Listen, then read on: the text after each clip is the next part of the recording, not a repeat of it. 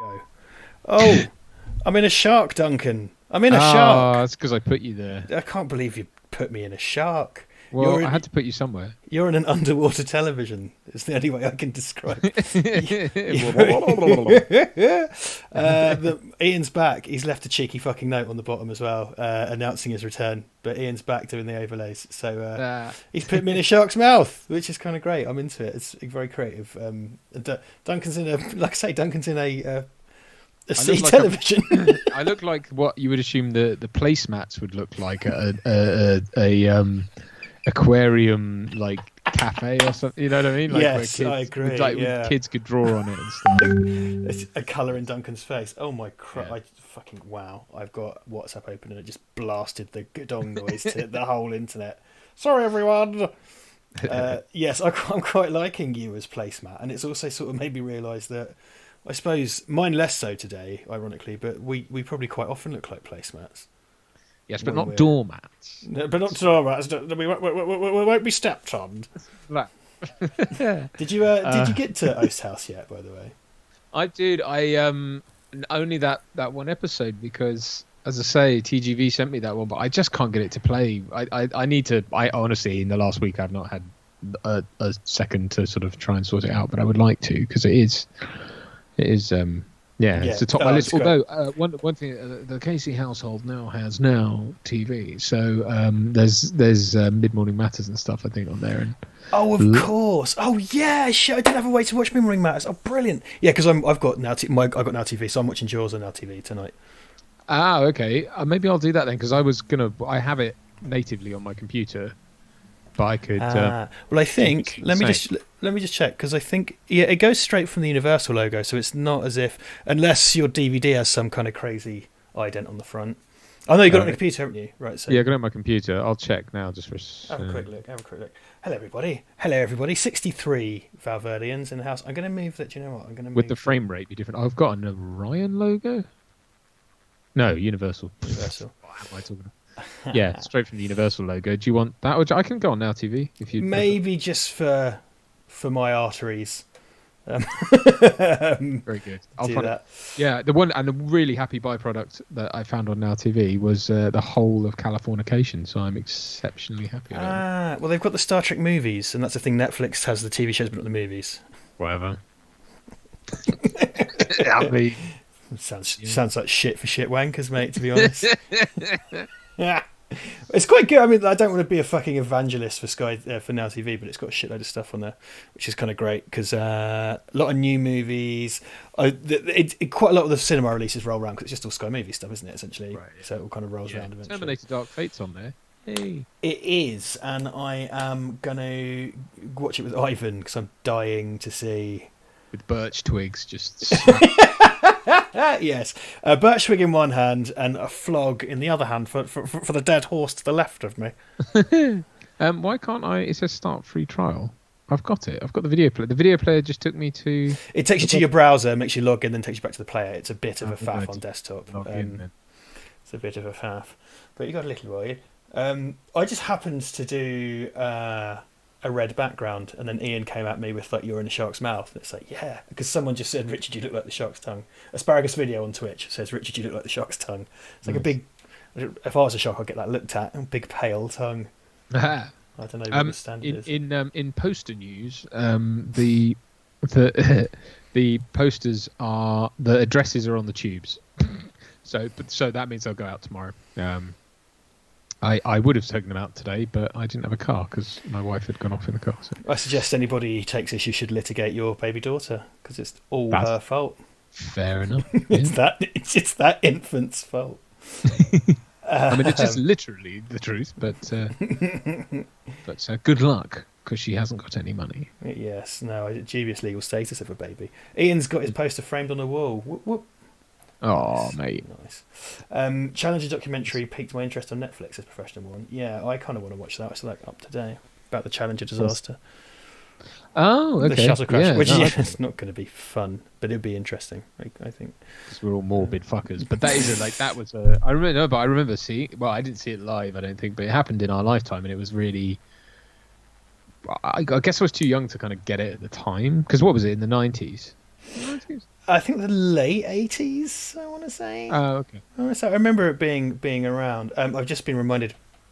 We had a message on Patreon from Stephen Smith, who's not been able to join us for a number of weeks, and asked for a shout out. So I gave him a shout out at the very end of the gaming music stream last night, but just for Stephen. Hello, Stephen. Hey, king of the stream. We declare you king of the stream, Stephen, for this stream. You're king of the stream. If you're here, say hi. You're clipping a lot. I don't know if that's. Sorry, I don't mean clipping. I mean you're. I'm getting a lot of like clicking again off your. I don't know if it's your mic or if it's the. I'm on a different mic this time. Maybe it must be your connection then, or mine, or whatever. It must be the internet. It's yours. It's your shit Peterborough Wankers connection for wankers. No, I don't know. Sorry, man. I'm on a different mic and everything because I was. I've had complaints about my Rode mic. So I've changed. Oh, well. So yeah, sorry. Let me know if it's because what I can do in Skype. I can change the mic in Skype. Everyone's fascinated by this. I'll change the mic in Skype and see how you get on. Okay. We do troubleshoot before the show. Honestly, not really.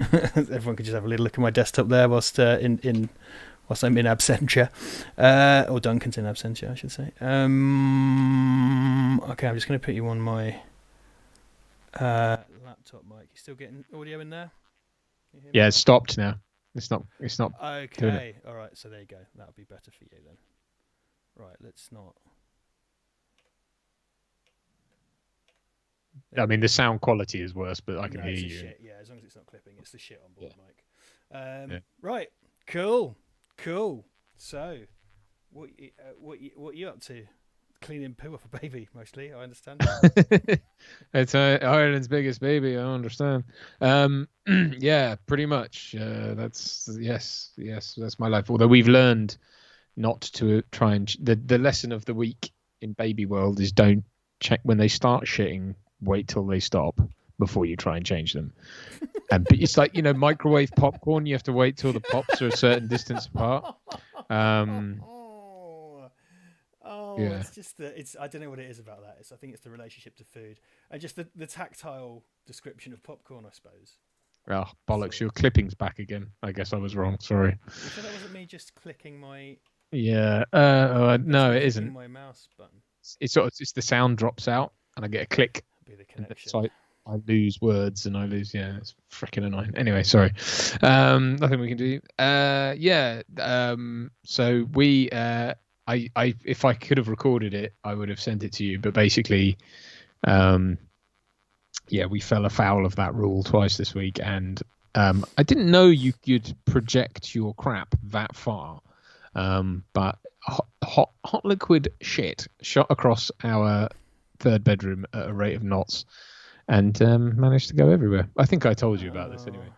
Yeah, you did. It happened again at a rate of knots. It was, and it happened again the other day, and wreaked even more havoc. I'm being told that I can't be heard at all. Can we confirm? Because yesterday someone said to me, "I can't hear you," so I turned it up. When I listened to it back, it was actually fine, and then it was clipped for the rest of the stream because I turned it up. So, can we just be? Because otherwise, I'm going to have to get the mixing desk out, which I went out of my way to not do today. But can we just be confirming I can't be heard? I think everybody's saying it. Everyone's just saying it too damn fucking. I could try and listen. Hang on. Talk. You're all right. You're all right. I think it's me. I am the. No. What I'm doing is I'm listening to me. Oh, you're quite quiet. Yeah. See, I've got a mixture of super quiet. It's fine. I can hear you fine. Very quiet. I mean, Yeah, it was quiet. It was just quiet, I think. Okay, hold on. I'm going to try something else. You have to entertain everybody. Okay. So, all right. In other poo-related news, no. Yeah. I guess I will turn to the chat to see what you're all saying. Damn, Duncan, you're really selling fatherhood. Yeah, I know. I've not been the most evangelical parent of late, but then I don't think anyone is. The thing you come to realize is like all the things you hear about all that, parenthood and stuff is all bollocks. Largely, it's just what you make of it. Right. What else? What else we're saying? It was good until the mic change. Oh, okay. All right. Green poo is the worst, Stephen. Yeah, well, we're getting a lot of that. That's because of the food we're having to give her special dietary food at the moment, which is producing green effluents, which is lovely. Anyway, yeah, there was something I was going to tell everyone about. I had it in mind to talk about today, and I can't for the life of me remember what it is. For my brain has turned to mush. But I had the night shift last night, so I'm a little bit out of it. But yeah, what else are we saying? The lack of Hooper is really felt in Jaws. This is Cockapoodles 123 says, yeah, the lack of Hooper is really felt in Jaws 2. Brody is so alone, but I think it's a decent sequel. Yeah, I agree. For those of you who, our stance is generally that the Jaws series is a law of diminishing returns. Although my preference for watching them would probably go 1, 2, 4, 3, because 4 is terrible, but it's infinitely more watchable than the third one. The third one is just dull and boring. So yeah, I would say that. And obviously the fourth one's set in the Bahamas, so it gets extra points for that, even though it's not very good. And it's got Michael Caine, so whatever. I've gone over to a lav mic. Okay. How is this? It still looks quite quiet. Yeah.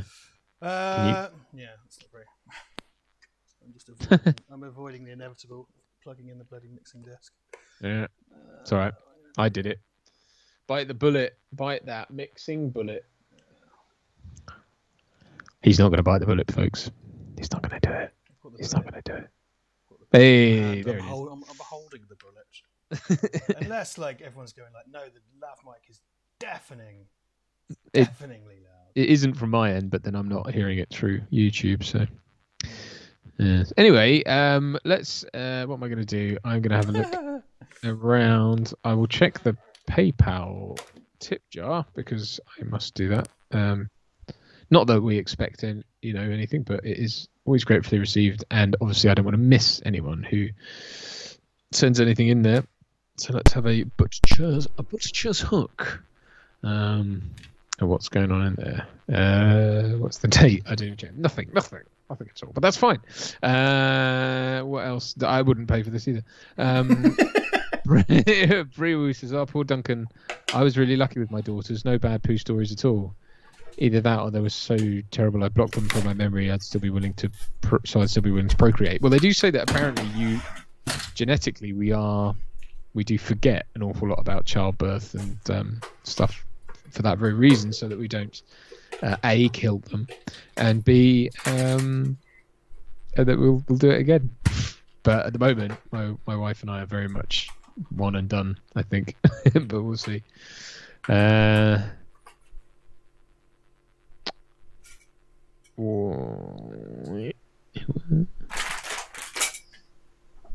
Michael's asking TA to give him a wink. Fair enough. You do you. That's cool. Yeah, it's tough. It's just tough being a new parent, but you get used to it. Anyway, Jaws. I hope that Messrs. Watson and Price are listening. If not live, then later on. But obviously, this is their sort of favourite movie, and obviously, Mark and I did the somewhat extended chat on Jaws a while ago.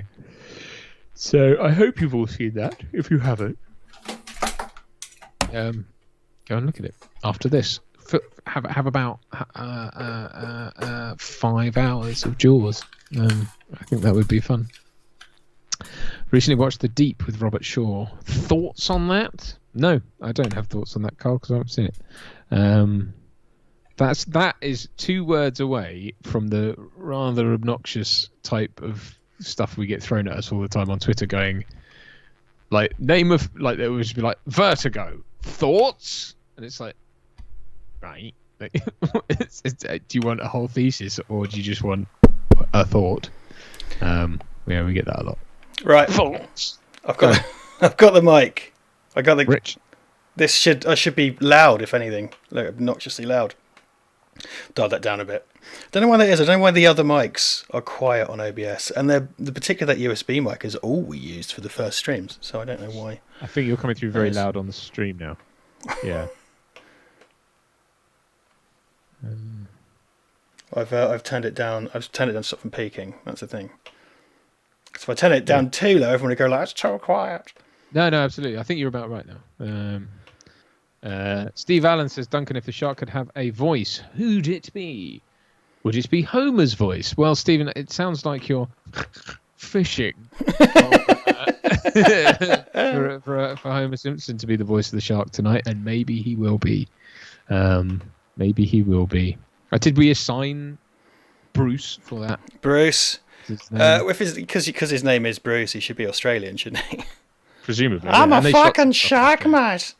Oh, they shot stuff for this in Australia. I didn't know that. What, like the underwater stuff? Or like... Yeah, all the shots of live sharks were, all the stock footage of live sharks was shot in Australia. Australia.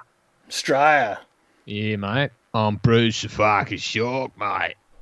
Bite your fucking legs off. Chance. What happened? What became? Because wasn't it restored or something? Isn't it in a museum, Bruce? Or did it just fall to bits and someone fucked it or whatever? It goes one of two ways with kind of film and TV props, doesn't it? Yeah. I don't know. I'm assuming it was lovingly left somewhere. I mean, what tends to happen with all those things, especially ones exposed to salinated water, is rubber like that. I mean, if any of you've seen the sort of the Batman cowls collection and stuff like that, they all rot and turn just like any. Did you see the Ninja Turtles ones? Oh god! And I think Hoggle from Labyrinth, but like, Hoggle's not meant to be cute. Like the Ninja Turtle ones look like. You remember the body at the end of Stand By Me? It's like sort of like that. This is horrible, a troubling, a disturbing image. Yeah. But. Yeah, no, it's not designed to last, I suppose. Because I know, like the original Red Dwarf ship, because those like models the BBC made were really, really cool. And I think the original Red Dwarf ended up in a skip. Like, so they just bunged it, they just binned it. Like, it's we don't need that anymore. Sort of like the way they used to wipe the old tapes and stuff as well. I was gonna say, yeah, they were so cheap. They used to write like tape over tapes. Yeah, whereas now, because I think like the Star Trek ships, like they ended up going to some massive auction and made like a shitload of money and are displayed.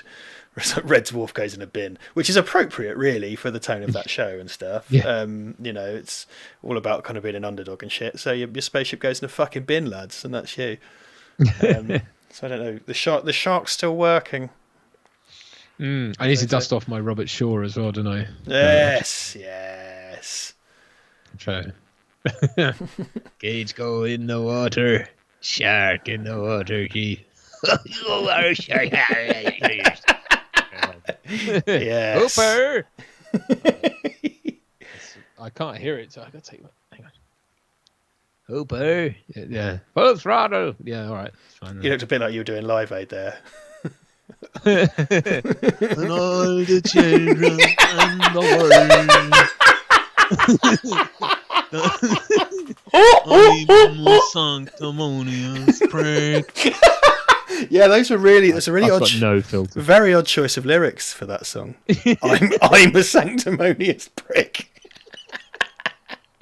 I'm just kidding. Give us your fucking money. I'm a sanctimonious prick. I done one song once about Mondays, and I don't like Mondays. Now give me money for children in Africa. Oh. What was that? What's the Father Ted where Father Jack dresses up and they say he looks like Bob Geldof? He doesn't look anything like Bob. He's got big meat chops and a beard, like a goatee.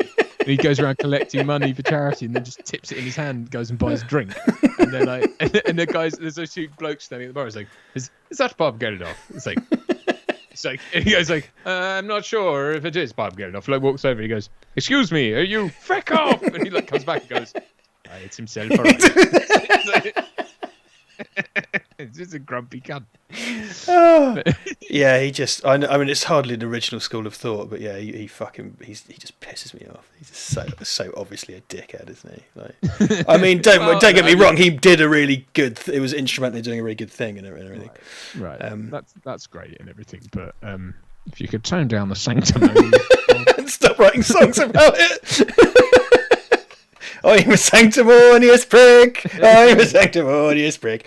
I'm told. Maybe that's why I don't like Mondays. Tell me why. No, why don't you tell us why, Bob? For 4 verses. Enjoying the tangent of just slagging into Bob Geldof. I've been told that I watched. You've been told that you watched them. Yeah, no. Because wait. I've been told that I watched Live Aid live. Because I would have been 18 months old or something. But I watched when I was broken legged. I watched the Freddie Mercury movie with my mum, and she's like, "We sat in this bloody room and watched that when it happened." Cool. And I was kind of like, "Well, you did. I probably shat and screamed." I can attest to that probably being the case. Yeah. Yes. I mean that is a legendary. I mean, obviously the Queen thing has been carved in stone now because of their performance and everything, which was is the gold standard for energy. Probably carved in stone now because of their performance. That was it. That's all I have to say about that. I watched Live 8. I remember that. And you shat and screamed all the way through it. I did, yeah. 22.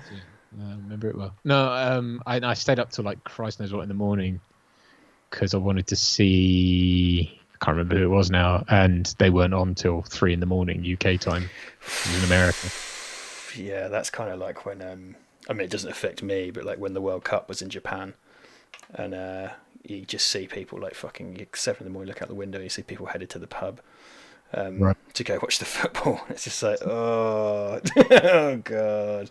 So it's a beautiful game. Fucking football. I like it when I draw a goal. I just get out of my depth so quickly if I start trying to talk about football. I have neither the inclination nor the willpower to show any kind of appreciation for I think we're both a bit knackered this week. You're at your normal. You're at your normal level because baby, and I've just still got done a long bike ride energy. I'm just sort of going, I'm so quiet, tired. Maybe booze is the answer, or maybe tisn't. Well, we're about to find out because I've got some. I got some sort of little tinnies from Sainsbury's. So he's got his tinnies in his vest there. Yeah, I normally do put proper clothes on, but I was just fuck it, I'm just going to wear my vest. Michael Caine leering over his head. Oh, you can't see that. The boys and girls can't see that, yeah, but Duncan can. People have talked about my cane before. I've just killed you there. So I've had to go over to Amazon for my jaws because my entire family's logged into. Sorry guys, my entire family's logged into Now TV, thus kicking me out. Oh, can I? That's fine. I've done it now. I've got it. Don't worry. Oh, okay. I was going to say I don't know if I can add you to. No, it's fine. I think because what it is, my whole family uses it, so it very easily then causes. Because if someone even if Ivan puts on the Xbox downstairs, it will kick a device out. So Ivan's probably watching TV downstairs. I don't even know if he's here. Anyway, I've got it. It's fine. Sorted. Actually, I might. But quickly, I'm gonna bring it up on my iPad actually, so that I can free up my screen. Oh, what a day! What is that? I'm just holding a candle. I'm holding a candle for you. I've got my my what are they called? Humidifier, misty things going on with its disco lights in the background. You probably can't see it, but those were relevant, 2 years ago, or whatever. Everyone bought them for Christmas, and now no one gives a shit. Diffusers, is that what they're called? We've got diffusers. Yeah, that's what I used to have in my ex's dog shed. That was a diffuser that was behind me, creating practical light. Brad Watson in a house. That's exciting. I did say. Did you say that when I was off trying to plug things in and stuff? I did. I said I hope that Messrs. Watson and Price are joining us this evening, or if not live, after the event. But he is here. Woo woo woo! Well, I'm sitting here like a sort of Ukrainian remake of Die Hard, just tucking into a lovely glass of 12-year-old Scotch because I've got Hague Club with crafted cola. That's what I've got. Sounds pretty good. Yeah, in a tin. Hague Club is Hague Club good? Have you had Hague Club? Yeah, the whole David Beckham of it all put me off. It's unremarkable. The fact they're selling it in premixed stubbies tells you that it's definitely not bad. Because it started off with they were trying to sell it for like 30 quid a bottle, and then it very quickly became like a cheapy 15 quid. Get out of here, you fucking chokers. Yeah, because it was like, like David Beckham is the epitome of class, like walking around in like black tie, drinking it out of a tumbler. And it was just right. You got any bourbon biscuits? They've only got the pink ones. I don't like those. Victoria. No, I got my ice cream fan so I can have a screwball whenever I like, but Victoria takes the bubblegum out because it makes my teeth hurt.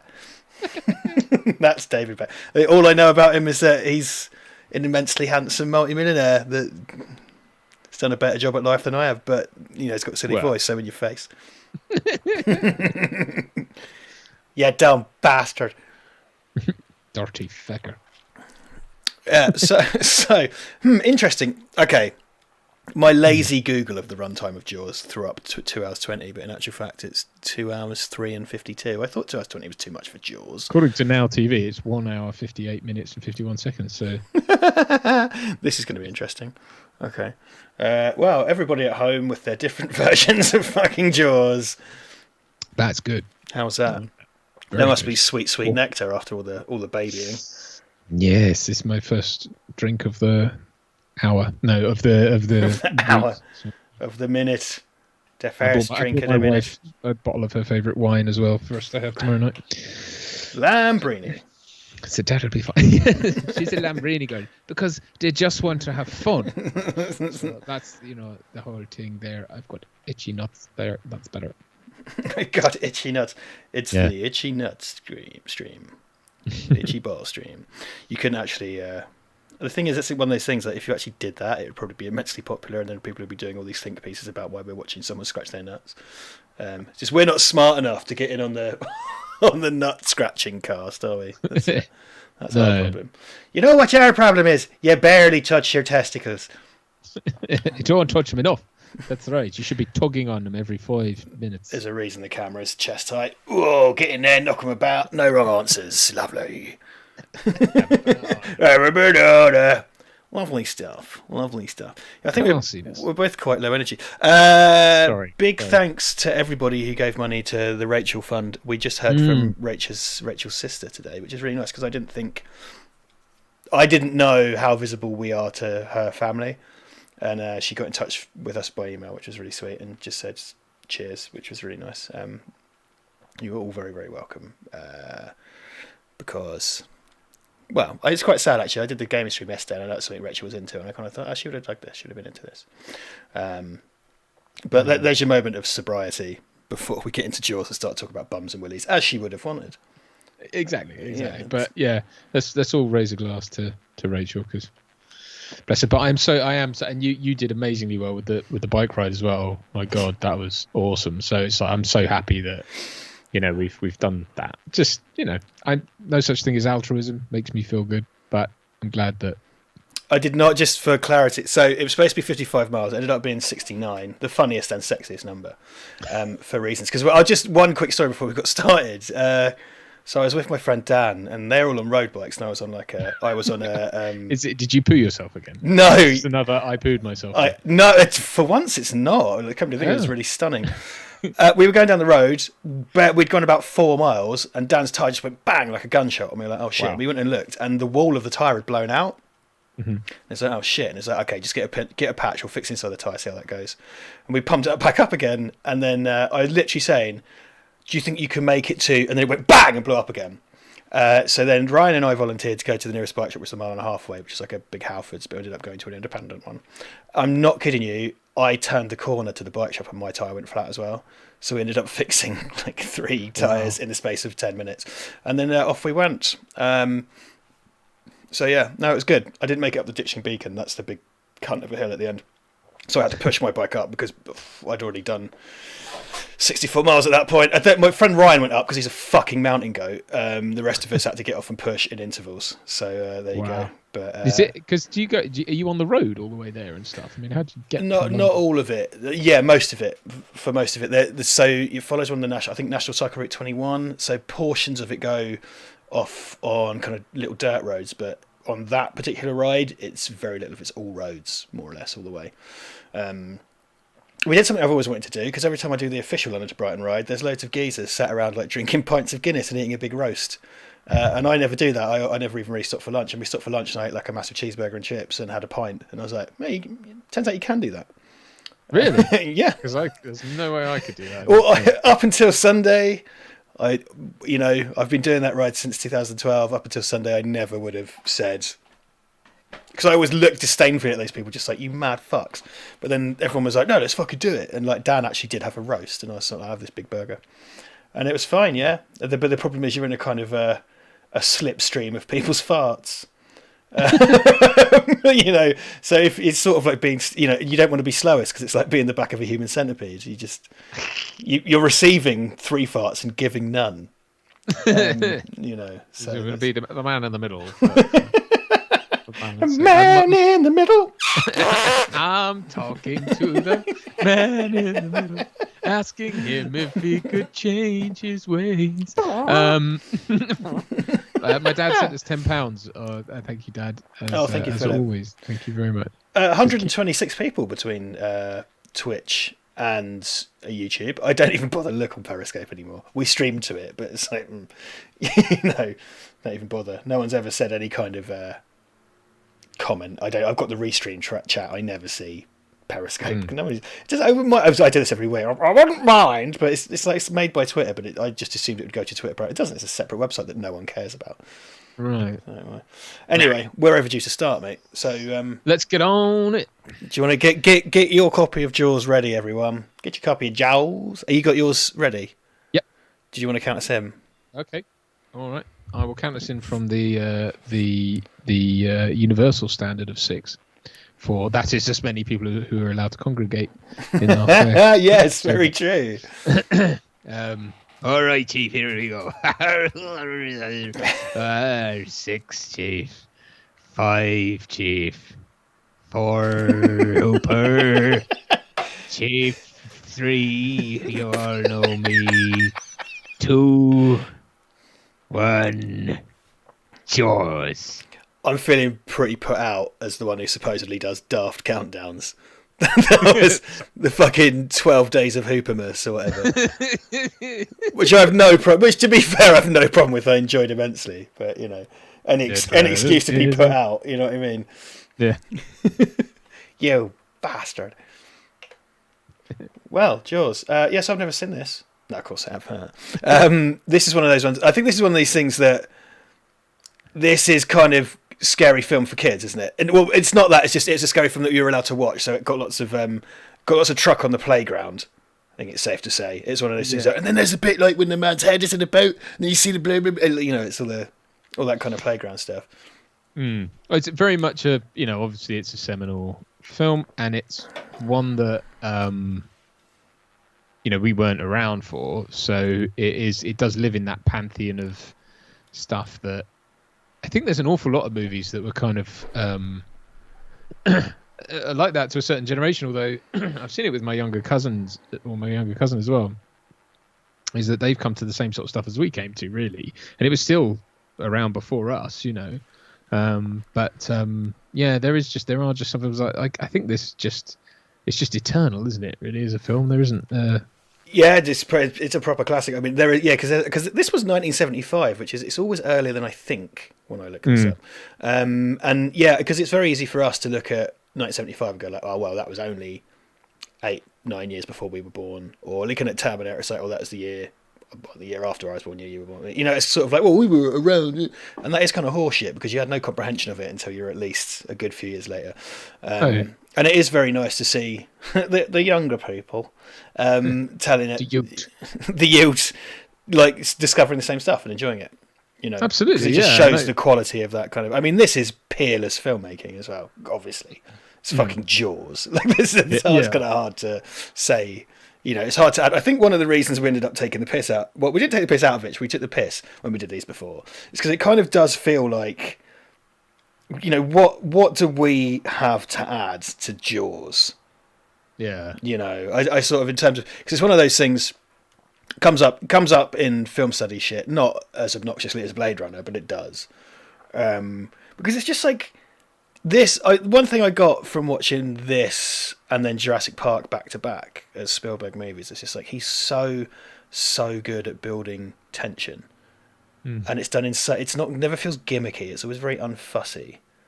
It's really effective visual storytelling, and good, because he doesn't write these things, so it's like it's good choice of scripts and perhaps augmentation of scripts and stuff.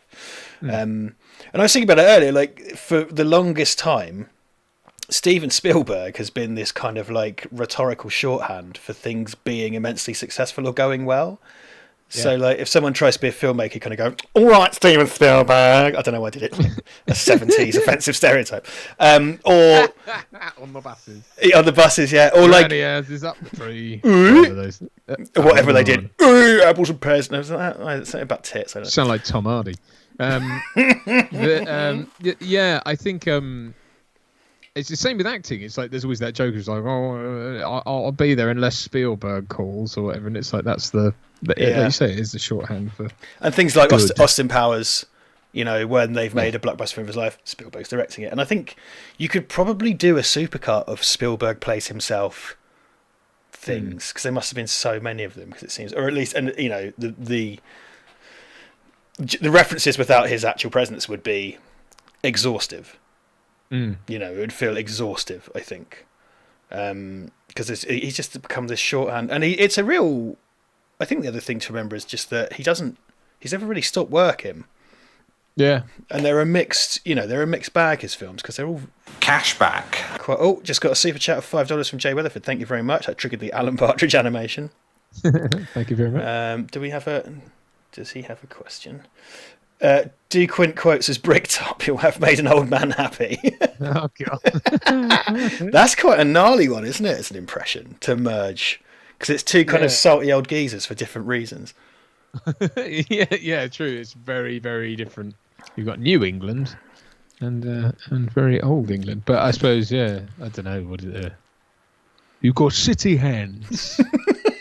So it works really well, doesn't it? I suppose it because, of course...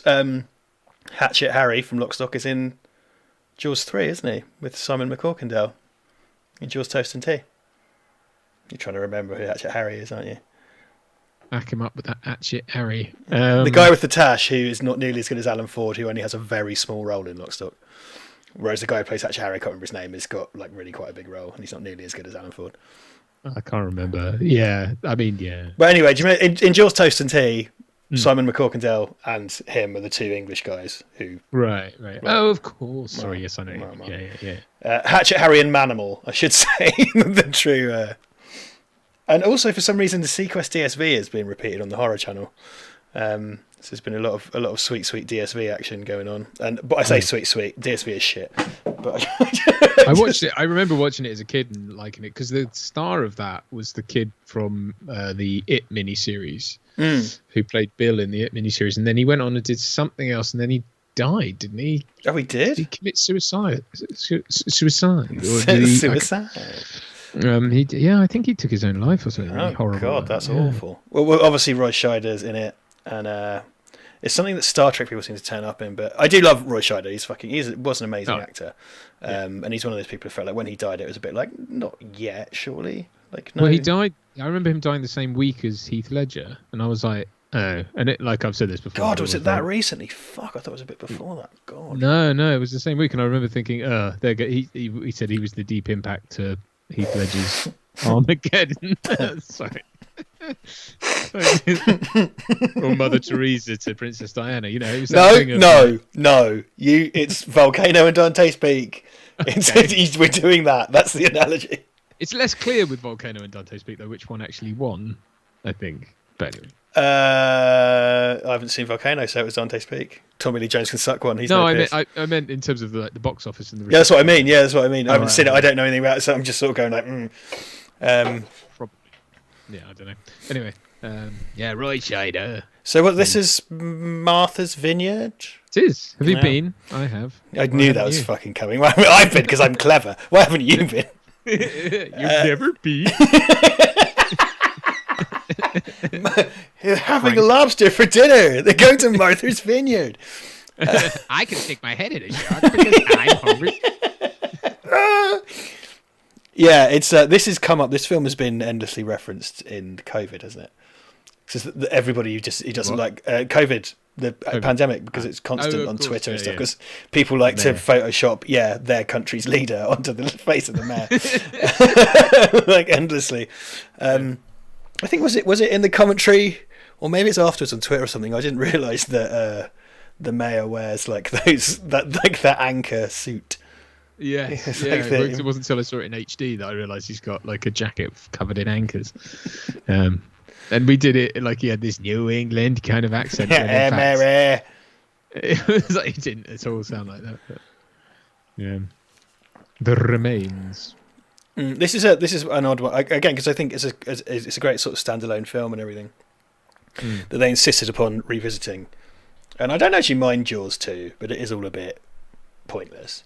And then Jaws 3 and Jaws the Rwenge have the decency to be so completely absurd that it does, I'm fine with it. Like Jaws 3, I really like Jaws 3. Like that not looks like not a man dressed in a Judi Dench costume. Sorry. Which is fine. But I was saying when you were fiddling about with your desk. My penis. Desk. Yeah. For me, it's sort of in terms of the watchability, it's like 1, 2, 4, 3. Like 4 is awful, but it's infinitely more watchable than 3. 3 I find just interminably dull and boring, especially now because it was shot stereoscopically, right? You all the transfers are just one of the sides, so everything looks off and not right because you're looking at it from and then there's those optical effects that might have been quite impressive on a screen in stereoscopic, but then sort of in 2D it's just like oof, it looks like a kind of really flat plate. I don't know, I love the absurdity of Jaws 3. I just find it I do find it sort of brilliantly bad because I just find it enjoyably dumb. I don't know, because 2, it's a bit like Rocky 2. It's like, oh, so that again, I guess. But I think the thing for me with Jaws 3 is it's so like at least Jaws 4 has like competent filmmaking on show, not competent writing or acting or anything. But it's wrong-headed, but it's well made enough. It's got all that kind of aerial stuff with Michael's plane. I'm Sir Michael Plane. That's his character's name. Don't look it up. That's right, Michael's plane. Sir Michael Plane. Yours sounds like Michael Plane on the buses. Yes. Why not? Why not? But yeah, I just find that because for me, it's like you say, like this is such a high watermark, no pun intended. But it's like in terms of filmmaking, the filmmaking that's on display is like basically flawless. And then it's like to contrast that to 3, where it's just abysmally. It's just. Oh, I mean, it is desperately shit. Yeah, it's like desperately shit. Dan Lyles is Dan Lyles is very good for his trivia. By the way, did you see Dan Lyles got retweeted by Bruce Campbell? Oh no! Yeah, Dan did quite a while back this summer. Did a Doctor Strange and the Multiverse of Madness poster with like, because that's going to be like a multiverse movie and stuff. Tom Cruise as Iron Man, I think Eva Green as Nightmare, and Bruce Campbell as old school Nick Fury on it. Nice. And it got retweeted by Bruce today. I went on Twitter. I was just kind of like, what is going on? So bit of luck. Imagine if Bruce Campbell got cast in Multiverse of Madness. That'd be amazing. I mean, it's because it's supposed to be directed by Sam Raimi, so you would think he's going to be in there somewhere, shemping. But like, if he was in there as kind of alternate universe Nick Fury, that would be so fucking cool. The temptation would be to bring back all 3 of his characters from the Raimi Spider-Man movies and like make him all of those. Oh well, but then the reveal in Spider-Man 4 was supposed to be that he was Mysterio all along. Of course, yes. Of course. So if he was in his Mysterio, that'd be like, that would be cool. But if it was him as Nick Fury, I'd demand that Dan Lyles gets given a check for like a gazillion quid. He said that I make it sound like a Blue Peter bit where they talk about the letters. Dan Lyles from Leeds, age 22 or age 12, right? I'm sure I heard they considered doing a sequel with the Brody stalked by a giant lion whilst on safari. It was going to be called Claws. Piss off. I would love that though, because that's such a shit idea, and I would love if that was true. And then it's just like, yeah, well, in the next one, Ellen Brody gets loads of grease in her skin and she can't sweat, and it's called pores. Or like, like they go to a B&Q and get locked in at night in the DIY section. That's called doors, and so on and so on. And There's a courtroom drama called Laws. Laws. I'd love if they because it's not beyond the absurdity of stupid Hollywood shit for them to get locked into a situation where they have to come up with sequels that rhyme. And that's like they just keep doing it. Snores. I guess. I love this stuff though. It's like they've literally done this. They're doing this scene on a moving, ferry. Yeah, brilliant. It's just so good. Really, there's really the big good. Fat lady. And that scene, the big fat lady from the island. Cankles McGee, we call her. Well, anybody else, because it's one long take as well. Anybody else could have just done this on land or whatever. And it's one of these things that if you like balls it up, you have to go back and do it all again. But they did it, and it really adds to the scene, and it has the kind of moves in and out and stuff. And it's the guy who's piloting it, who's clearly the guy who's done that like all his life. It's like, I've been here, I've been on this, I've been piloting this rig for 29 That's years. right. I've been piloting boats across water for shark films my whole life. I come from a family we used to do it for plays and novels. Yes, I never did it as a job. But I was always I trained myself up just in case Hollywood came to town. They said I was crazy, but I showed them.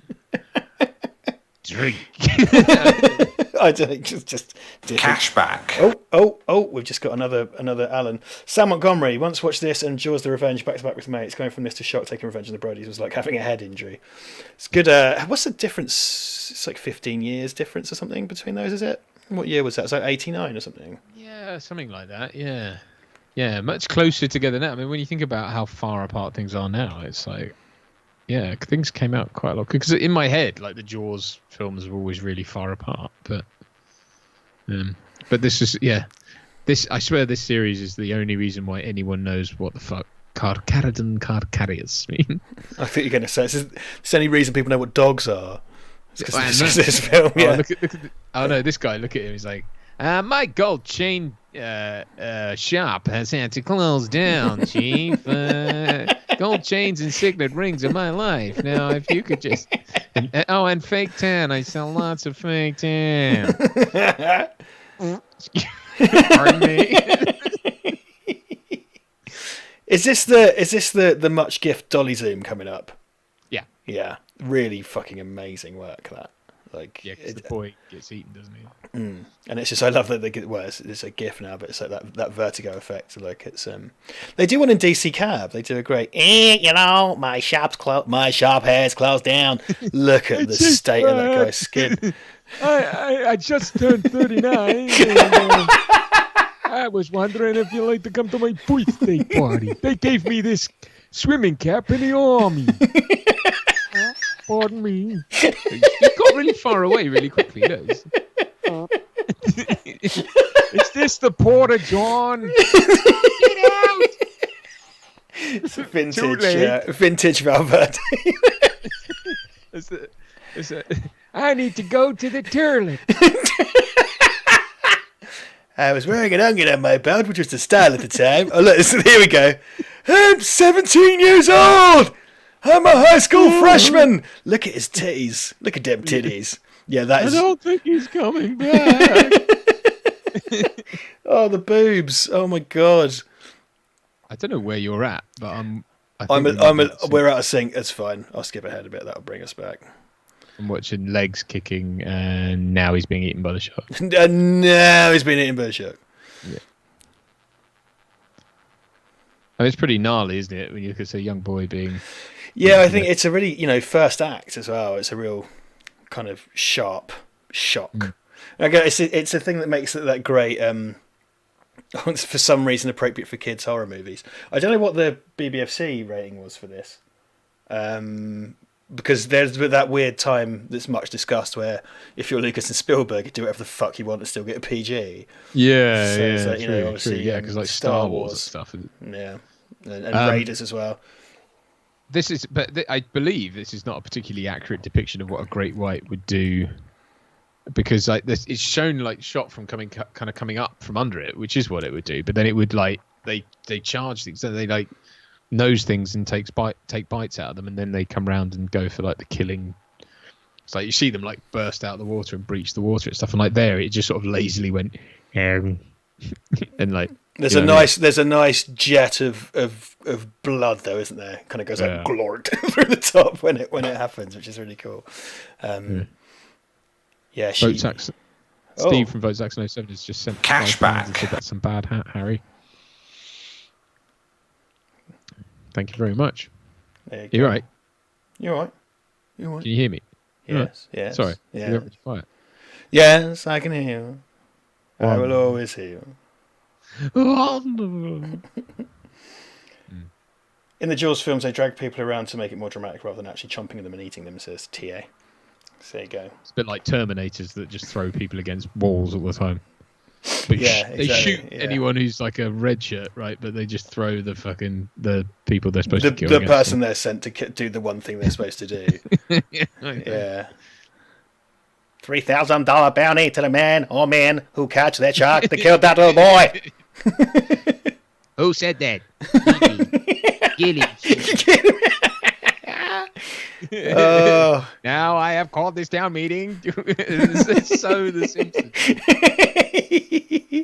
all that sweet New England, man. It's I've put on my serious mustard jacket. Mustard jacket with the wide lapels for spreading more mustard. I don't mean French mustard. I mean English mustard. Dijon. Dijon. It was not a shark. That boy exploded. There's one explosion on the beaches every year. We are not closing down the beach. It was an unexploded landmine in the sea. I have not been eaten because sharks hate mustard. It's up their nose.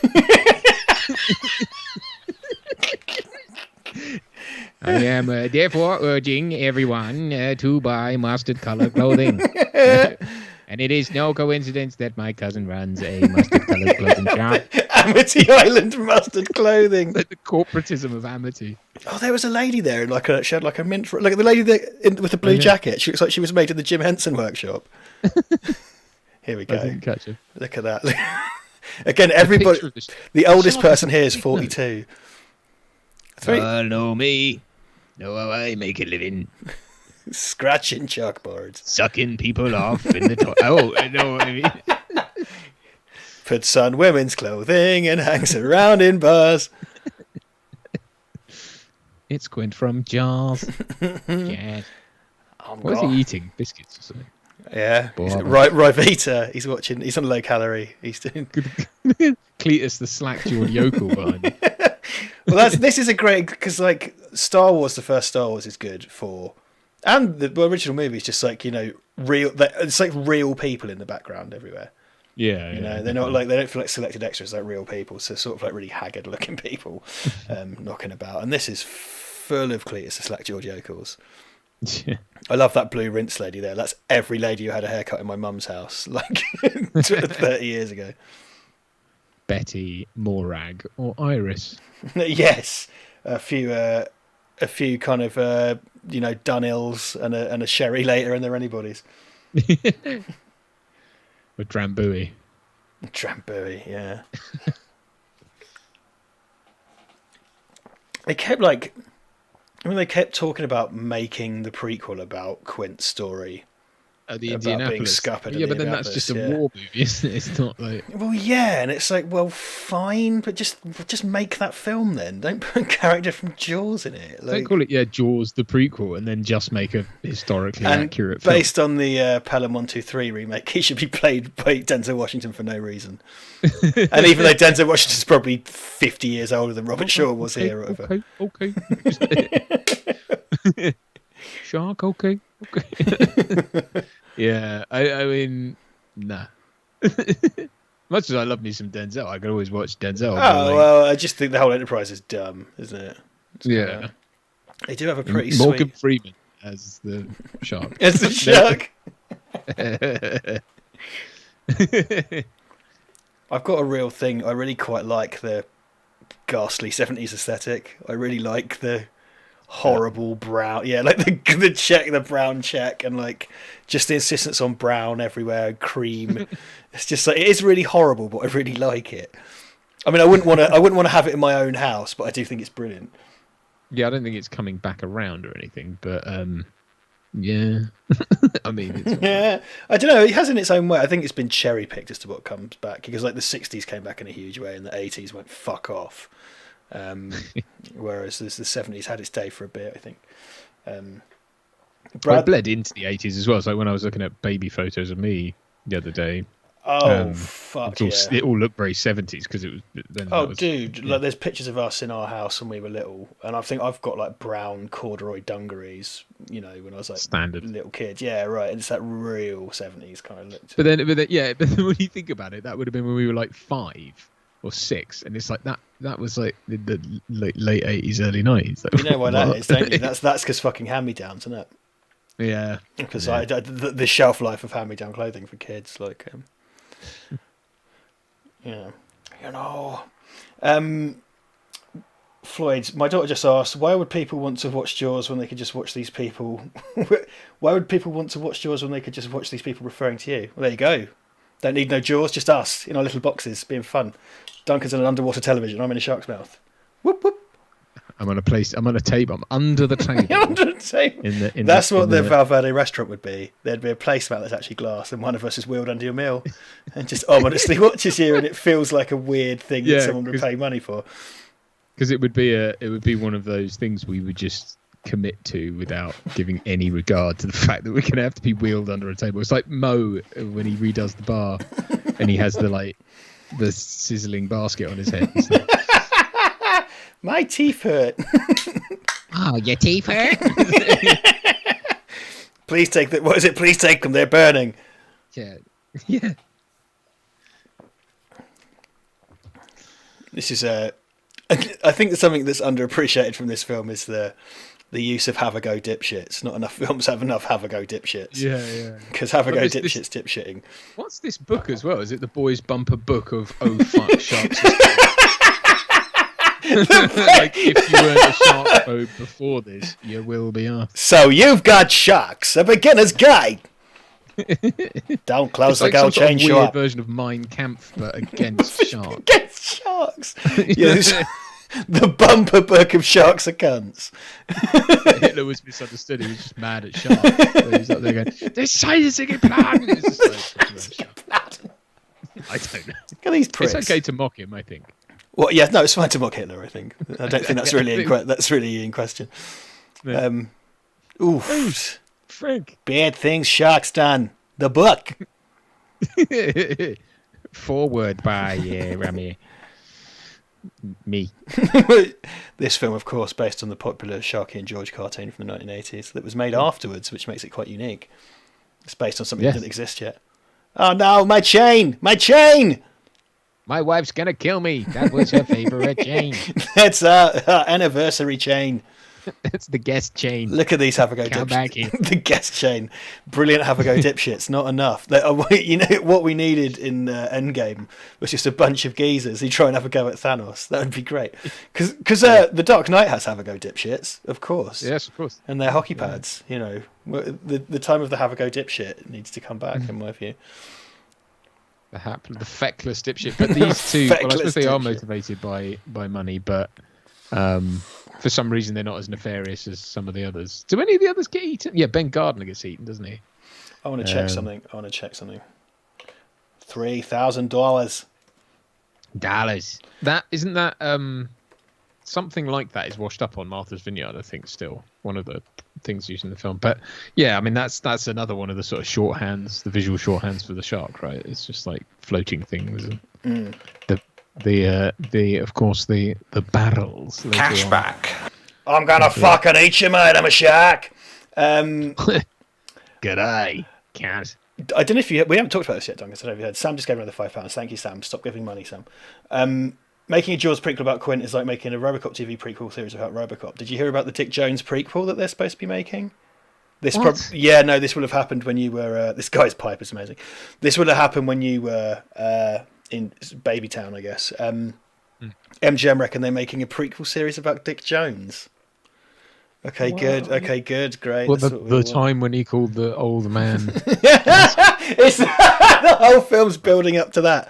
End of the first act, he calls him Iron Butt. Then he calls him Boner. Cashback. There's some big, stupid, tumultuous, portentous moment where it's like, Iron Butt. I mean, that's the end of season 1 or whatever. And once again, it's like he's not the most interesting character in that film, and like so it's just another thing where it's set in the RoboCop universe, but no RoboCop. It's like, well, that's unless it's got, I was going to say, unless it's got some serious robot shit in it, like something compelling. But otherwise, why?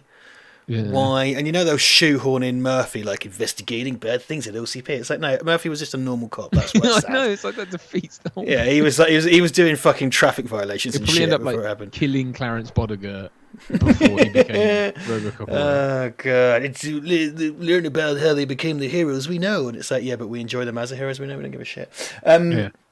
Super chat, Zulpa chat. Jay Weatherford, would you be opposed to remaking 80s and modern classics with lookalikes or digital actors from the 60s or 70s, e.g. Steve McQueen or John McClane? Yes, I fucking well would. I'm sick of this. Sick of these digital bastards taking our jobs, coming over here, taking our jobs. I quite like that there is a YouTube channel called Pre-Makes, and they would use old footage to cut together fake trailers. So there was they would do like Star Wars but made in the 1930s and stuff. And they were really clever little cut-ups, and they were nice, great little out-of-time things. So I think they were able to do Batman. They do like the Dark Knight because of the old Batman series and stuff. And I really liked that, just as little experiments as to show, showing things as they could have looked if they made in a different time. I thought was quite neat. Yeah, fair. I remember the ghouls that own Bruce Lee's likeness were going to make a Bruce Lee film without Bruce Lee like 20 years ago, but that kind of disappeared. That that meeting scene of Hooper and Brody, I like that because I realise as well it's all from one angle, but they get them to move, so it's like their coverage. They almost get their wands, but it's still a two shot. You know what I mean? Because just by the way they were moving in the scene, you kind of got a one on Dreyfus, and then he moved around, and you got a one on Scheider, and it was like a way of cheating it, so you didn't have to do all the setups. Very nicely done. There's a few bits in this that do that. I just think the use of the camera in this is really clever, but you don't notice it. It's so subtle, you just don't notice it, and it lets the performances and the writing sort of breathe. Look at these ropey cunts. I love that guy's hat. Like they're just the worst. All the worst people are just out, just going like, "Yeah, $3,000." Now, tell you what I've done. I've put into an inflation calculator $3,000 from 1975 to now. So this is how much. Personally, way things are, I'd risk a shark for $3,000. It's a lot of money, but they're dipshits. I'm a dipshit too. How much do you think that is worth now? $3,000 in 1975 money. Now, what do you think it's worth? 15. Whoa! Fuck a duck! What? Dude, you almost basically nailed that. 14,493 57 cents. That was bang on. Yeah, so it's kind of 5 times as much over the years. But Duncan knows his inflation, turns out. Yep. Playing the markets. You can't see it, but I've got Bloomberg up here and my IG account there where I'm trading. Buy, sell, etc., etc. Waffles. Tasty waffles. Tasty waffles. That's a Family Guy joke. I just you wouldn't understand. Yeah, I don't want to understand. It's rubbish. I said it the way I repeated it because I was being satirical. I think you're behind me again. How do you know? I haven't told you what I'm watching. Because just earlier you said, look at these ropey. I was just talking about anyone. Talking about Brody. Well, give me a time code. Give me a time code real quick. Just bringing up the shark's mouth now. I'm at 31:34. Oh no, yeah, we're about the same. They're in the the little autopsy room thing, are they? No, he's hoiking the shark up by its tail now on my one. Weird. That is weird. Okay, whatever. We'll just roll with it. It's fine. I'm trying not to comment too much on the screen. I had to rush to Amazon because I got kicked out of Now TV. Never mind. Oh. Yeah, he's quite ahead of the time with his when he does his autopsy. He's got the little kind of earpiece thing, but it's attached to a huge shoebox around his waist. I was going to say he looks like Britney Spears until it gets down to this like nuclear powered fucking humming tape recorder. Which gave Richard Dreyfuss cancer. Yeah. This is some horrible... Cancer. I was in Jaws, okay. Have you seen The Meg? Yes, I have done. Right, because because they just straight up... it. No, I enjoyed it. It's like it's delightfully Brad dumb. hates it. I do get why Brad hates it, because it's one of those things. If someone took your beloved thing and made unironic homages Yes. to it, you know what I mean, and not just homages but straight lifts. Well, remade for dipshits, yeah. It's the undeserved, and I do get that, because there are some really on the nose. Well, the whole thing of the shark isn't the shark. You know, they do it much later in the Meg, but they get a smaller huge shark, but it turns out wasn't the shark. Because doing basically a bad version of but it's not bad. It's fun. I enjoyed it a lot. And what shark? That's my. It's a megalodon. Megalodon. So I just again can't do it as well as you, but I do love it. That's all that matters. I had my fun. That's all that matters. I heard this morning that sharks are confused by stripes. I don't know who I'm by doing stripes. I was the mayor for 1 minute. And they can't stand the movie Stripes starring Bill Murray and Harold Maris. We'll be screening it on the beach 24 hours a day, 7 days a week, whilst eating mustard. That's why all of the flags in Amity Island have had the stripes eaten from them by Bruce the Shark. Shark. They're just stairs. I can no longer wear my anchor jacket. I'm going to wear this barcode.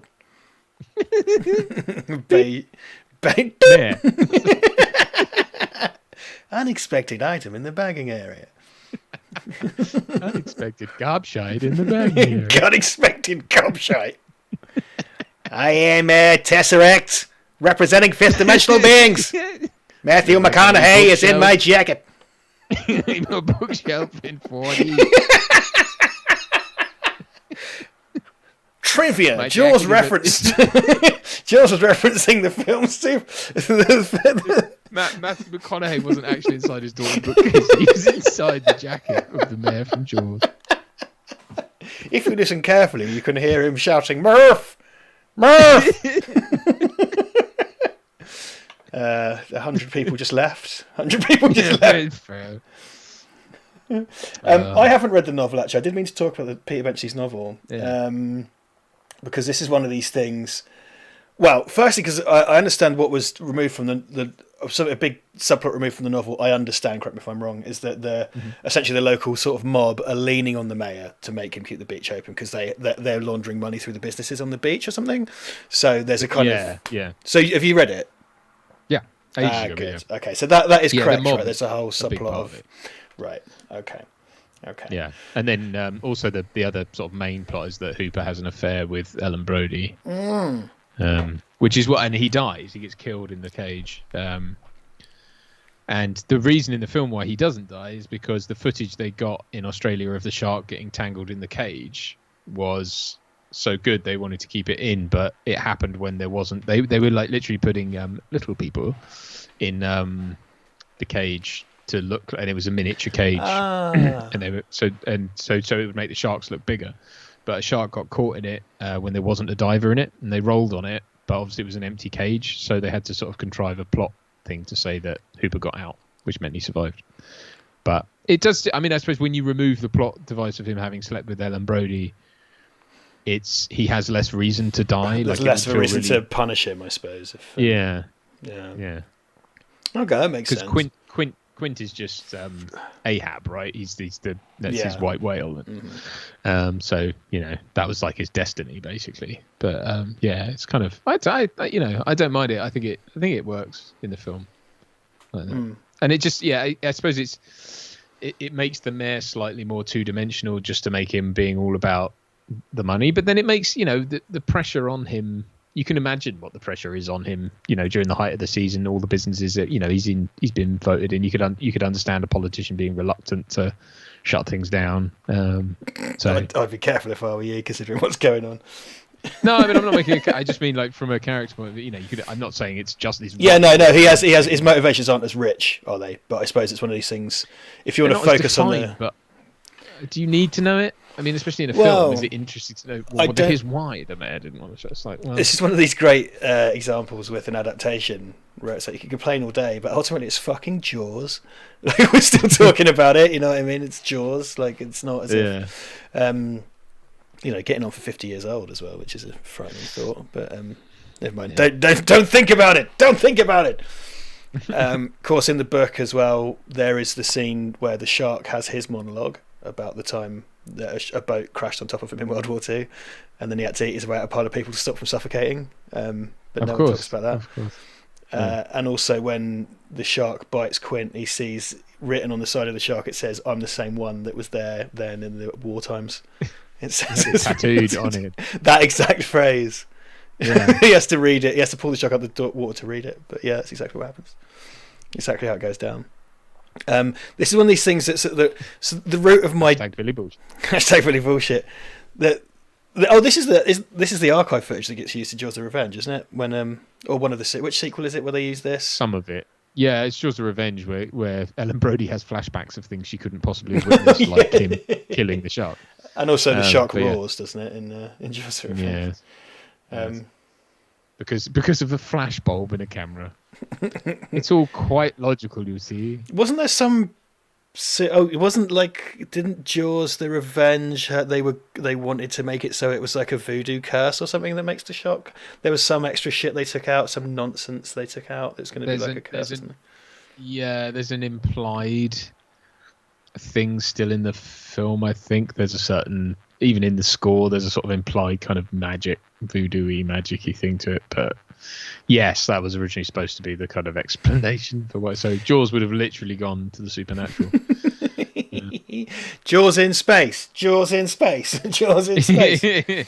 But the thing is, nowadays it's become such shorthand for like Sharknado, Tricera Shark or whatever. And it's just like Is Tricera Shark actually a one? Because I don't know. No, I just but that, see what I mean? It was that. Yeah. Sounded legit, didn't it? Well, what is the? I meant to bring this up tonight because we joking because like normally Duncan and I have a long discussion of like what we're going to put in, and Duncan just texted me and went Jaws, The Meg, Deep Blue Sea, and I was like, yeah, okay, great. Well, it's just like sharks, sharks? Question mark. Sharks thoughts. Yeah. It's what is the fascination with sharks? I mean, I get like one thing I found with dealing with it's funny. So Star Wars is Star Wars, right? Like in terms of just pulling up a thing that has fans that go real nuts over stuff. Star Wars is Star Wars. But I found that, like, reviewing the last Jurassic Park film, we got loads of fucking angry dinosaur fans coming in, having the same attitude. You know, if you say something vaguely tepid about Star Wars thing, all these fuckers pile in. Same thing for slagging off the dinosaur film. And we specifically said, what probably shouldn't have, but said they'll watch anything with dinosaurs in it. So we probably asked for that a little bit. There's a similar thing with sharks, and I don't know, there is this massive fascination with sharks. Like Shark Week is a thing. Shark programs constantly. Shark movies, as you just pointed out, have taken on this whole extra life now. And I don't know, what is it? What is it with fucking sharks, man? Like what? I mean, I was fascinated by them as a kid. I mean, I remember being well into my sharks, and I had that book of "Oh shit, sharks are scary," Volume 5 or whatever, you know. And I was fascinated. Scary Volume 5. I was fascinated by them for a long time, but I don't know. There's something very obviously primal about them. You know, they are themselves primeval creatures, and they are just a big dick with teeth, aren't they? At the end of the day, and I suppose. I don't know. There's something as well about like this thing that lives it because you know our association with water and the ocean and generally I think as a species is it's quite calming. It's very calming to be by the sea. It's for me anyway. I mean I don't know. Maybe it's because I was born on an island. Technically everyone is, aren't they? Because there's a sea somewhere. A smaller island than most.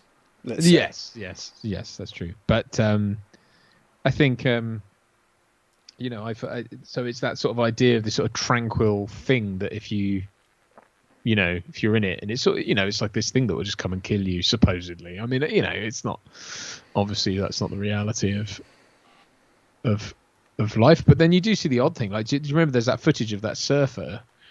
I think he's in Australia, and he's just sitting on his board waiting for a wave or whatever, and the shark attacks him, and they caught it on camera. And it's like he's like whoa, like, and he's just literally like has to give up his board because the shark basically takes the board. Because again, it's usually surfers they go after because they think they're seals or something, don't they? They think they're just seals sat on there. I suppose there is that. Perhaps it's that thing of just being, I don't know, maybe completely powerless against it. It's kind of like sharks are like a plane crash. Like if you're in a plane crash, you're probably fucked. If you're getting attacked by a shark, you're probably fucked. And I don't know if there's a thrill in the certainty of like a shark attack or something. I mean, I've swum with sharks in the sea, and I think I suppose there's. I mean, because like in the Bahamas, there's this fairly gaudy, big resort called Atlantis on Paradise Island, which is usually referred to now in a lot of films. You see it in all sorts of. You see it in Casino Royale and stuff like that. It's big, huge pink thing. And there's one in South Africa, and there's one in Dubai as well. And they're huge towers with like a bridge suite in between, and that's one of the most expensive places I think you can stay in the world, in the bridge suite. Anyway, but one of the things they have there is a sort of aqua park, and you can go. There's one where there's like a ride, or like you sit on rubber donut, or whatever, and you go down a flume, and it goes through a perspex tunnel through where there's sharks, right? And again, that's the thing of like, we are just fascinated. I mean, I swam with sharks, and they were just like, look, as long as you're not bleeding, you'll be fine. And it was like, yeah, I know, but do you know what? When you're there, it's one of those things when you're actually there and you're in the water and you're looking at them. And I think I had my little cousin Charlie with me at the time, who would have been about 5, bless him, with his wings and his snorkel and stuff. And he's like, and we were honestly, I think it's that thing as well. Like you said, you're in a medium that you can't control. You know, you're out of your depth. You know, and you're what can you do? You're helpless. You're not in a place where you could run away from it. You can't get away. I suppose it's that inevitability of death. I mean, the idea of being eaten to death as well is pretty. That's pretty horrific. Very No, well, it's funny. It's kind of like, do you know, the other thing is bears. Bears is another one that holds fascination for people. It's kind of like, well, it can run faster than you, it can climb higher than you, and it can swim further than you, and it's hungry and pissed off seemingly all the time. So would you be if you had to live in the woods and catch salmon? Yes, jumping out of the when you're not breaking into SUVs to eat Cheerios or whatever, and picnic baskets, of course. Of course. I don't know if we're out of sync again, but the autopsy scene just happened for me. Did you have the autopsy scene? I'm on the boat now with them going out to sea. Oh, good. I think we're back in sync then, because I'm there too. Yeah. Okay, great. Oh, okay. So yeah, the autopsy scene, that's kind of one of those. It's not as bad as, say, like the Matrix or the Mission Impossible, laser room. But I've seen that parodied a few times. We're pulling the license plate out of the shark and stuff, and cutting the belly of the shark open. It surprises me that there wasn't. I'm surprised there's never been a direct parody of Jaws, as in like a feature length. You know what I mean? Because I can't think of any. Because you would think that would be something in the style of Airplane or something that someone would have done. But well, that was what Jaws 3 was intended to be, wasn't it? Yeah, Jaws 3 People Zero was which they might as well have done with what they ended up with. For all the difference it made. Yeah, I mean, but it. So I mean, yes, technically, I mean that was supposed to happen, and maybe that's why it was, such a well-known bad idea that people haven't done it. I think as well, it just became so obvious. I think it's like the Jaws theme now is like for some reason people seem to be able to get away with putting that in an awful lot of stuff as well. But it's like, if a shark is around, it's and that's. Hey, you ever want to do a joke about someone swimming up to someone's ankles or whatever, you do it. It's like the Psycho theme was in all things, like it's just everyone always goes wee wee wee, I love the Simpsons one where the red paint goes down the drain, and it's like yeah, Maggie, when she like drops was it like a belt sander on her? Yes. Yeah. But this stuff, look how well this is. I was going to say this because a lot of it's very, very. It's a really kind of austere approach to filmmaking, and a lot of it's very natural. I mean, obviously, quite often you don't really have natural light on film; you have the illusion of natural light, And And these bits here, they got their spotlight, and it's supposed to be, I think, light coming up from the console from underneath them, so they're lit from beneath. There's definitely a spotlight behind them in that mist to make it look cool. But it's never particularly kind of subjective or abstract. It is obviously when they do kind of one of the really subjective shots in this is the vertigo effect, the dolly zoom, of course. Yeah. But in this, because there's kind of perspective, obviously shot from the shark's perspective quite a lot, and that's very subjective. But a lot of it's very kind of clean. And the Hooper Brody introduction, as you said, it's sort of really tidy, unfussy single shot. But it's not so much about camera movement as it's about blocking a lot with this film, I think, and the way people move in and out of the frame and everything. And it has the colour palette of like a hot, dusty place. It feels very much like a kind of... because it is. But, this is your kind of quintessential post-crash, new Hollywood, new blockbuster. People often call this the first modern blockbuster. Which is something that comes up in film theory a lot, and it's legit as well. I mean, it's one of these things that people would go and see over and over and over again. That's a nice. Again, every moment in this, I think I talked about this with Mark as well, but pretty much every moment in this says something about the character, which is great film turn. It's like they're, Hooper's brave enough to get in the water in the dark when there's a killer shark on the loose, right? And that to the audience, you're watching a man looking at him, and he looks so vulnerable because you kind of get the shark's POV looking at him from below as he's swimming across the camera, and it's like, wow, and it's like his belly's exposed, which is a naturally like a vulnerable place and everything like that. But because he's all theory, he's like, well, shark won't attack me now, and I was in jail, and he swims around, but then the sight of Ben Gardner's sort of rotted face comes into view, and it's like that's suddenly his touch point with reality. Yeah, like he sees a dead. It becomes visceral immediately. Yeah, like he's sudden. That's the thing. That's the great thing between him and Quint, because they're both equally brave and they share the same goal. But I think the tension arises because he's the soft-handed kind of academic, but Quint's the kind of old Navy guy who's lived it. But they both are equally intelligent and they're equally sort of driven, but they have different approaches. So it's Ponzi City Boy versus kind of Salty Sea Dog, and they rub each other up the wrong way.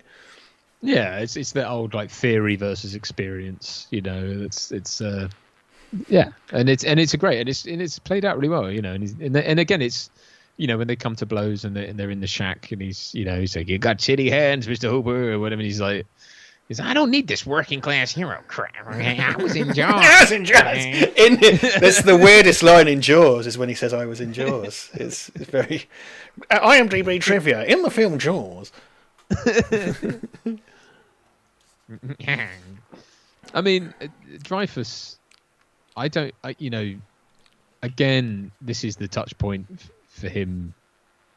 For me, because I didn't grow up at the time when he was at his height, so I never really knew him as a kind of bankable big name film star, but I really like him. But I mean, I must have seen him in something else. I think I saw him in something where he was like a really old man, and he was he's just had a scene at the bar somewhere. Isn't he in one of the John Wick films or something like that? But what, recently? Yeah, recently he did turn up. Yeah, what was that? He turned up in like an action movie. I don't know if it's like Atomic Blonde or John Wick or whatever. Yeah, and it's just like, and he dies really quick. Yeah, what was that? Whatever that was, I watched it. I'm at the bar. I'm hoping the chat. Was John. I'm at the bar, okay. To me, it was this, Stakeout, and What About Bob? I think when I was a kid, because the Stakeout movies I liked when I was a kid, and then What About Bob with Bill Murray, because I'd watch anything with Bill Murray in it. This, yeah, I mean, he's supposed to be. He has a reputation for the longest time for just being incredibly difficult to work with, but then it transpires he's bipolar, so he had his demons and stuff, so it came from a certain place, let's say. But yeah, he was supposed to be kind of quite difficult and everything. I mean, he's really good. That's the bottom line. He's really, really good. Yeah. Oh, he's in Polar, people are saying. That's the one with... oh, of course. Yeah. Yes. From the class of films. It's with old Mads. I really like that because he plays a character called Duncan, so that's why I liked it. But no, I like that film. But when I went out to all my buddies who are filmmakers, and I started saying, I remember, I think it was it Ben? Maybe it was Ben. It was someone, and I said, I love Polar. Did you like Polar? And he was like, fuck no, it was terrible. It was one of those I felt like You should feel like a dickhead when you do it. Yeah, I didn't hate it, but I was a bit like, there's a lot of these type of films out at the moment, and I was a bit like, someone's just pointed out, of course. Sorry, Close Encounters with Dreyfuss and Spielberg again, of course. Yeah, of course. But again, that was of the time. I guess I was talking about kind of more since then. But yes. It was. I remember. It's telling that we both kind of. I was like Atomic Blonde, you were like John Wick, and it's like I know the other one of those that's like that. I mean, they are getting a bit cookie cutter. Yeah, it's true. And it is that thing of like old grizzled guy gets dragged back in for one more fight. And it's like, I found Atomic Blonde really obnoxious, personally. I never saw that. It's fun. You have, and that's because you watched the trailer.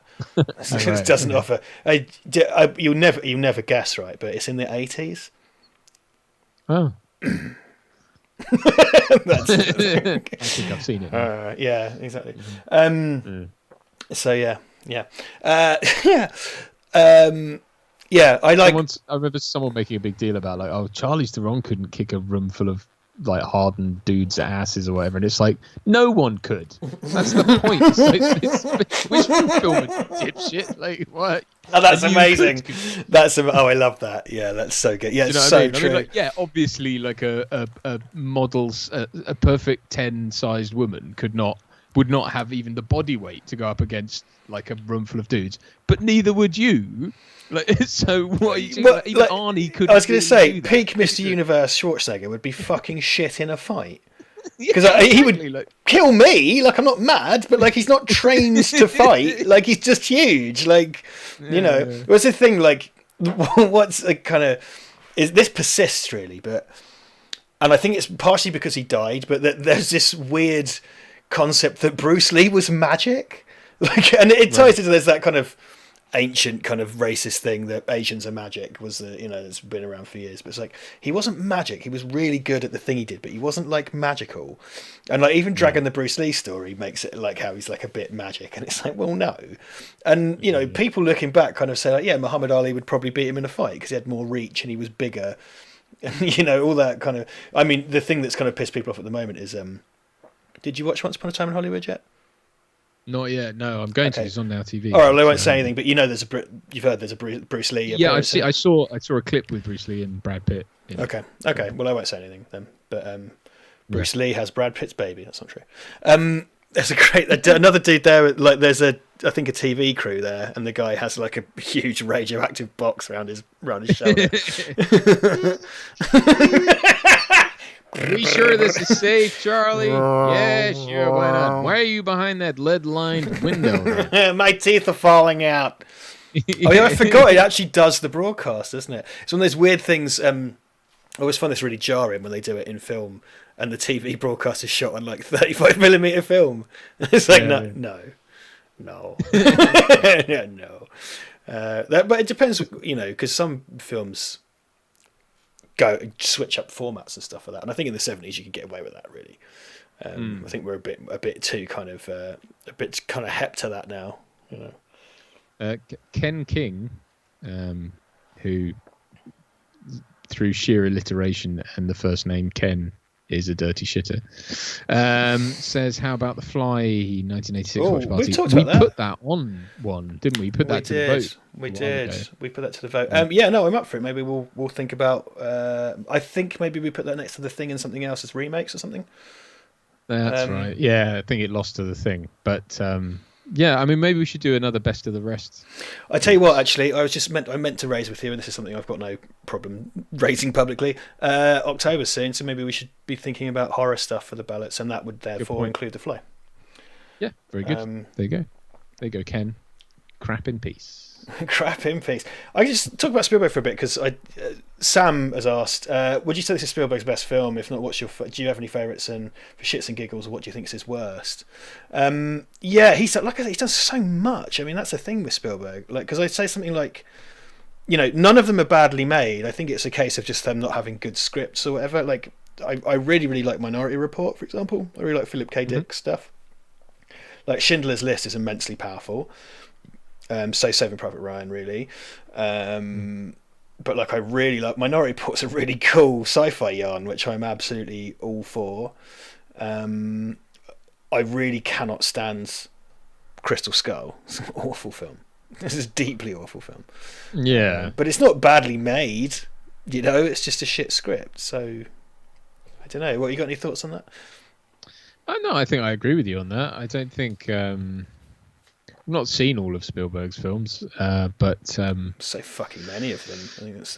There's so many, yeah. I think the thing is just like he's been one of those people who's turned his hand to so many different genres as well, that... Although has he ever really made an out-and-out... He's never made an out-and-out action film, particularly. Although I suppose you could argue something like Saving Private Ryan kind of is. It's just... this is the thing with him, because you could say similar about Minority Report or say similar about Ready Player One, in that they are action, but they're not... So someone like, say, Kubrick, right? And you've got a crossover the Kubrick with AI. But Kubrick did all the different genres and went all in on each one. Like, he went all in on each one. Whereas Spielberg ones all seem to be kind of variations on Spielberg movies. Like, because they're all kind of cross-genre, but it's, for the most part, they have a kind of like this kind of warm, sort of slightly comic, slightly dramatic, little bit of action, little bit of drama type vibe. Not all of them. I mean, because Schindler's List is pure historical drama. And, you can say similar, like The Colour Purple, for example. But then Jurassic Park is a full-on sci-fi action adventure. But I never feel like, because he's done so much stuff, and completely animated films like the Tintin movie.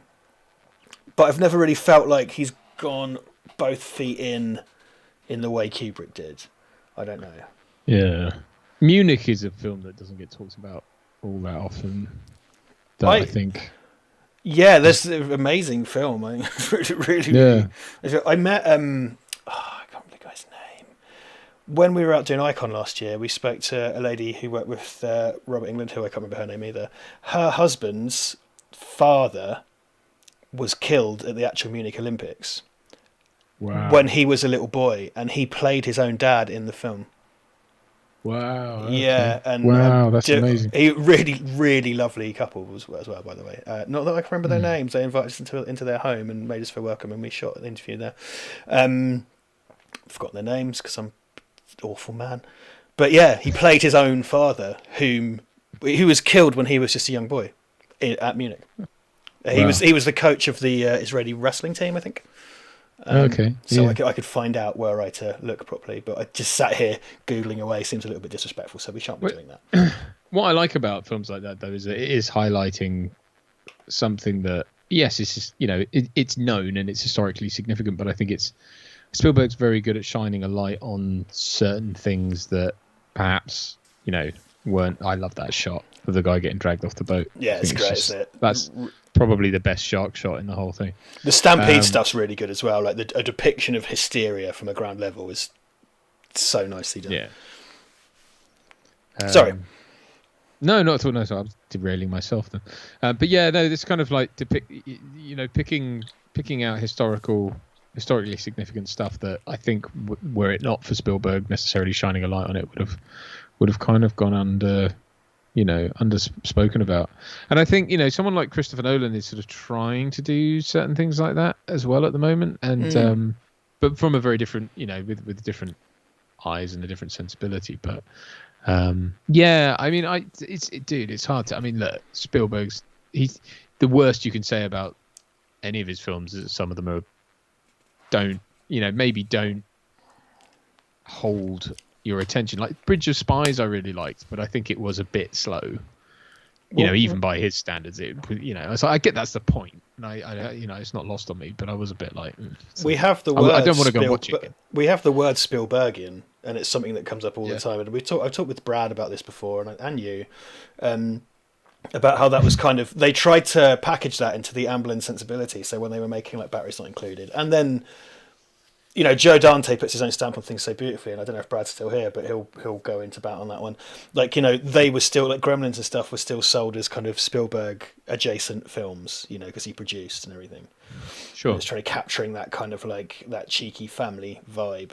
I will say, Back to the Future. Back to the Future, very much so. Yeah, with Zemeckis, same thing. The Lost World. It's a dreadful film. Look, if you watch, like, again, nicely made, boring script. If you watch that next to Jurassic Park is a one and done. It's this brilliantly tense, tight piece of filmmaking. Like, it's really, really good. Like, really good as a standalone story. Because I got a bit fed up with Jurassic Park for years. I was kind of like, oh, God, damn Jurassic Park. And my ex-girlfriend was really into it, so we went to see it in the cinema. And I was like, oh, there's a reason everyone loves this. It's fucking amazing. Like, it's really beautifully made. And then The Lost World is just kind of goes and goes and goes and sort of meanders and backs and forths and twos and fro's, and it doesn't feel like it's got any point. Just sort of like they went, we should have a T-Rex in the city, how are we going to get there? And yeah, no, definitely. I mean, no, it is. I don't think any of the Jurassic Park sequels have been much cop. But I just don't have any skin in the game. I rewatched it. And I don't think I'd ever actually... I didn't see it in the cinema, and I think I had watched Jurassic Park under slight duress at friends' houses and stuff, but I was never into it. And I watched it because Duncan Rule wanted to do it for the show. And so I obliged, and I enjoyed it, but again, it's just not something I'm particularly bothered about. The subject matter maybe is not compelling for me. It's something that people are... Because, hey, look, I think as a movie, I think it's brilliantly made. I'm not that bothered about it. If it's on to watch, I probably won't watch it. But when made to watch it, it's like, yeah, this is a brilliant piece of cinema. This is pure cinema. People have like my mate Will's Mrs. Kirsty. She is fucking obsessed. She loves it. She's obsessed with it. And people of a certain age seem to be. So I mean, my big brother saw it in the cinema, and I think I caught it on video later, and it's kind of like, yeah, that's cool. And then was fine. He wasn't that bothered. It's fine. It's not that bothered, you know. Here's my foot on a spank. My legs in a beach. That the leg drop into the ocean floor is yet another. Sorry, that was a while back. That's one of those things you talk about on the playground. It's kind of like, the man's leg comes off, or not even a man, the little person's leg comes off. I know, and you embellish. It's a borderline Billy bullshitter when you're like, you see it get ripped off and his dick falls off. They're lying there screaming, and all the blood goes in the shark's face. The shark laughs and then runs off. Runs off. What's that Eddie Izzard sketch you did where it's like the sharks chase the man, run up onto the beach and die. Run up onto the beach and die. This is a great scene. This with obviously and supposedly Shaw and Dreyfus were antagonistic towards each other in real life as well. But I mean, as he tells it, it's they had love for each other as well. It wasn't just like out and out antagonism. But I gather Shaw was just the worst. But the thing is, I've heard that as well. That he's just kind of an arsehole. Was that I don't mean to disrespect the dead there, but like. Yeah, no, but I think it is as well. It's that sort of, you saw it in people like Oliver Reed and him, and it wasn't that they were arseholes. They just had that sort of real stiff upper lip British sensibility. That's what British people do, and I suppose when they're working with Americans and stuff, or people who perhaps culturally don't get what they're doing, it comes off, and who also have big egos. There's a lot of big egos going on, and who can sort of turn to other people and say, I don't like this guy's attitude, and be heard legitimately. I wonder if it's like the Tommy Lee Jones thing, just because he's like this endlessly spiky man, and he can't be that awful. You hope, because people still work with him. Because if people are really awful, they don't get work. If people are really terrible. Yeah, I mean, you sort of imagine that, I suppose, certain people reach a kind of critical mass and are just unfireable. But, that's it. But with him, he's kind of like this 200-year-old angry shoe. Sort of like he's not like Brad Pitt, you know what I mean? I don't know. Or maybe I'm just for the show. I don't know. I did just see. I'm reviving Billy Bullshits just for a small moment because I do love a good Billy Bullshit. I'm just going to shut my window if that's all right. So okay, I'm going to. No. I want you to be here for the Billy Bullshit. So you go, deal. That's fine. Great late stage Billy Bullshit from Ian McGrath. Also, when Duncan's not here, because he won't want me to encourage this, or maybe he would, get your Billy Bullshits in. Love a Billy Bullshit. I'll read out the best Billy Bullshit. Billy Bullshits for days. Oh my god. Brad, Jurassic Park was one of the best and most tense experiences in the cinema ever. If you don't see it, then you'll never really know. Which, yeah, I'm totally behind that with audience experiences. And seeing Jurassic Park again in the cinema, I thought was amazing. So, let's have a look here. Ian McGar, are you ready? I heard the best Billy bullshit. My cousin said he was at a WWE show last year and a wrestler insulted his dad, so his dad got into the ring and to wrestle him and won. Cashback. That's prime Billy. That's good Billy bullshit. It involves wrestling. Dad's winning at sports is good prime Billy bullshit. It doesn't sound that unbelievable, especially if the person saying it was Donald Trump Jr. Yeah. Didn't Donald Trump jump in the ring in one? Donald Trump is the only US president ever to be inducted into the WWE Hall of Fame. But he was a Hall of Famer before he was president, to be fair. Right. Mark Flanagan says, Duncan, what are the limits to what you'll do in a film, assuming the production is legitimate? 9 songs, The Green Inferno. So 9 foot songs, of course, being the film with unsimulated sex by Winterbottom, Green Inferno being the Eli Roth thing with just nasty Eli Roth shit in it. Hang on a minute. 9. 9 what? Oh, no, sorry, asking for a friend. Is that on Now TV? Ooh.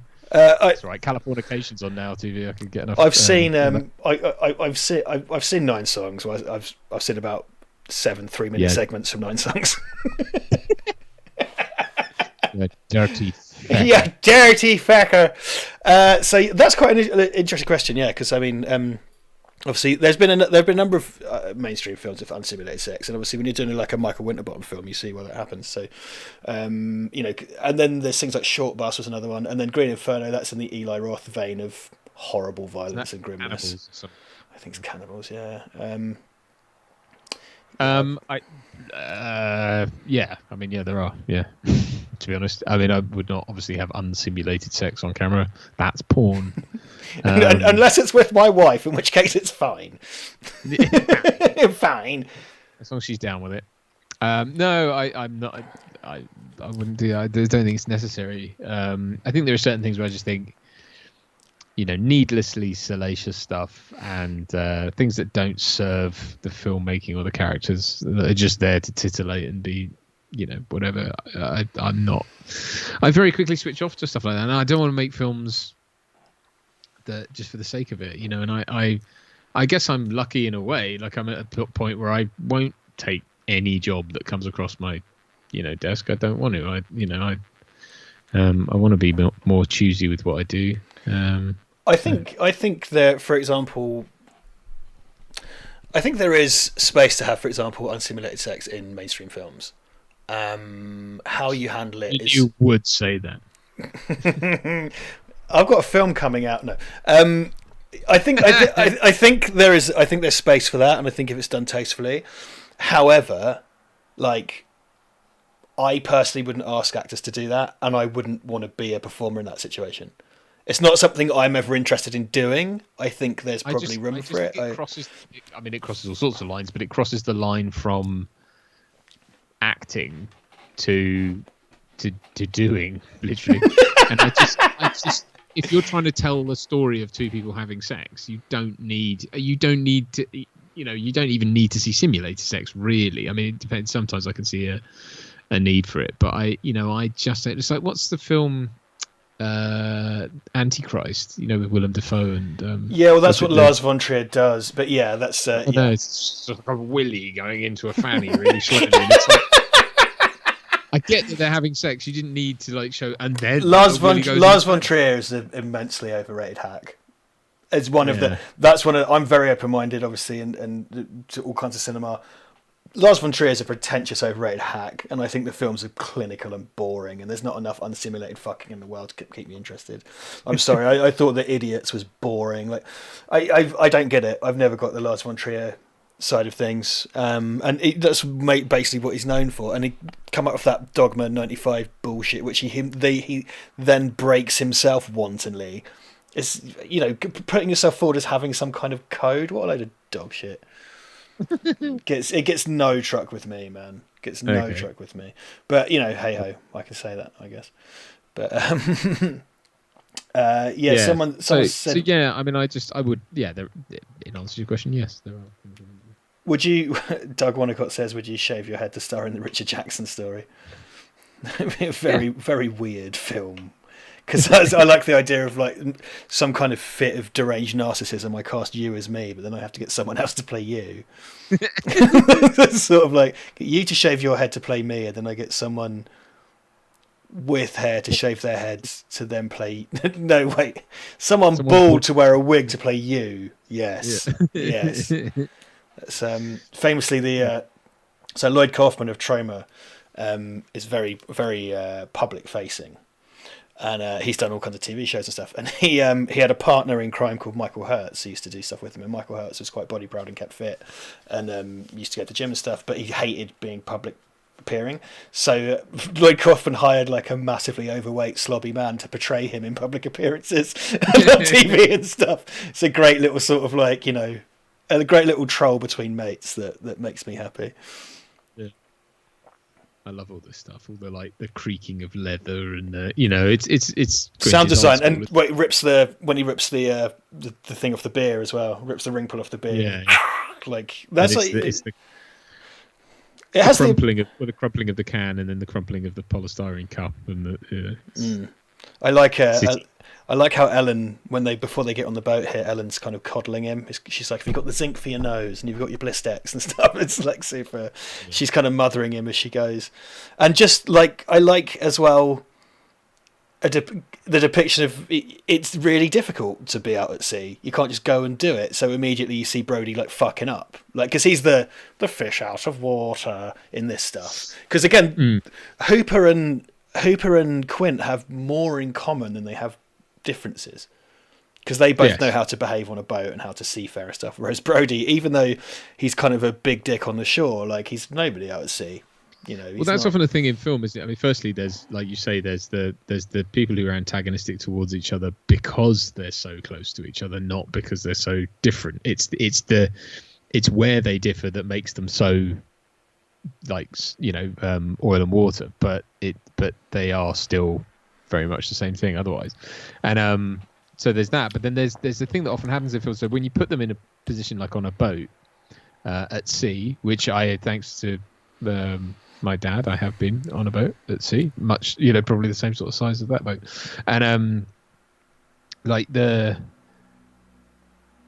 there's things you have to do in order to not die, right, or to navigate or whatever. And it's like, even though you may be a mortal enemy of someone on the boat, you both still have to do the thing, otherwise you're both going to die. There's that sort of mutually assured destruction thing that means you have to cooperate, even though, and that is often a thing that I see done in film. You know, my wife and I watched Enemy of the State the other night, which is that's a film that's sort of been bit forgotten about, but I really like that film. Shit, Enemy of the State with Will Smith and Gene Hackman. Yeah, Gene Hackman. Yeah, and there's a bit in it towards the end where they're in that van with basically the bad guys, but Will Smith's like, "You got anything to eat?" And the guy's like, "Yeah, behind you," you know. And it's like they're still like, "Yeah, but you still got to eat," you know, even though we hate you and we want you to die. Like, here's some food, you know. And it's like, I don't know. There's something about like that leveling of the sort of, because we're all still humans, even though we're against each other.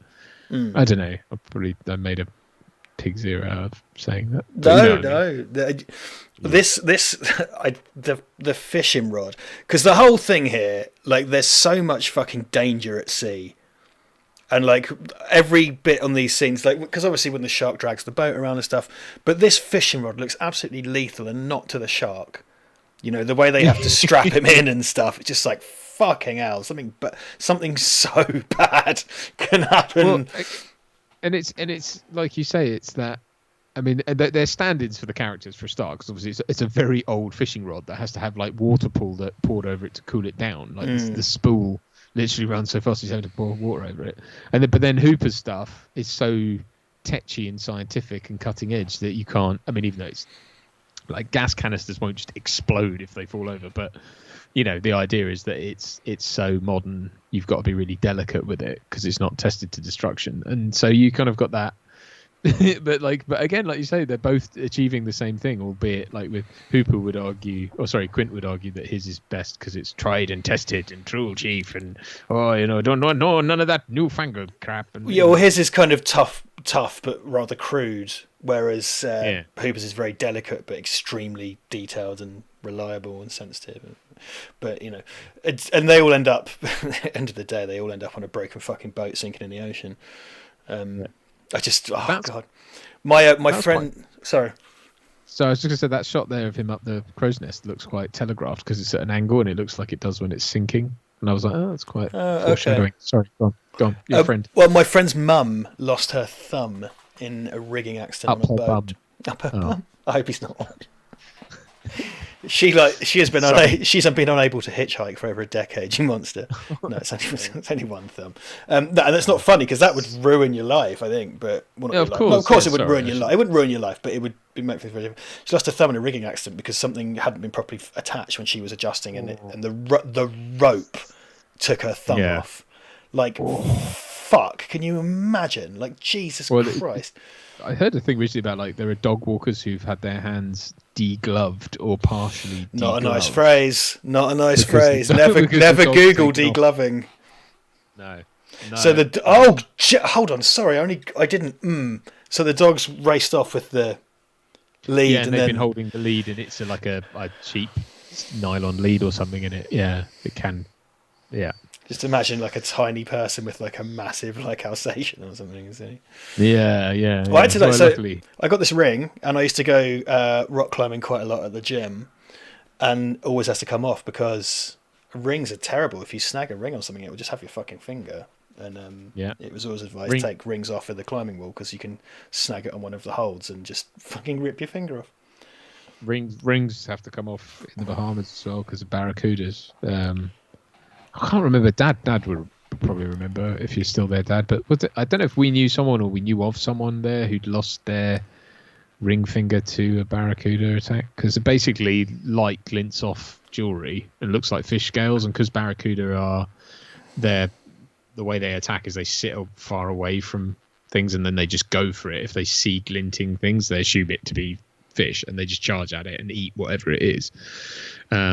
And that's how he lost a finger, I think. But I don't know if Dad remembers that or not. But I got chased out of the sea by a barracuda in Harbour Island. I just got out of my depth as well and saw it. And I had my watch on and I was like, shit.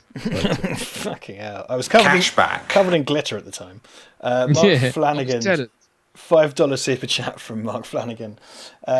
Guys, how would you compare the three leads overall? Sure, it's established, but Dreyfuss and Scheider got a lot of work out of this. Thoughts on them? I think a really brilliantly composed trio. I've always liked Robert Shaw, even though he's definitely a bastard. Well, I don't know. But I think they were really good. I like... Because Scheider is old beyond his years, I think he makes a great middle ground. Because he's the fulcrum around which Hooper and Quint rotate, right? He's like, he's the kind of centre. I think he's somewhere between the two of them. And he kind of brings that energy in. I think as a trio, they work really well. I'm very underrated as a trio because the last act of the film is them on a boat, really. And they kind of finally bond in their scar scene and stuff. I mean, obviously Scheider. It's a stroke. I was just going to say it's a stroke of genius making the third act that way as well because it's not that way in the book. They go home every night. They go out during the day. Oh, really?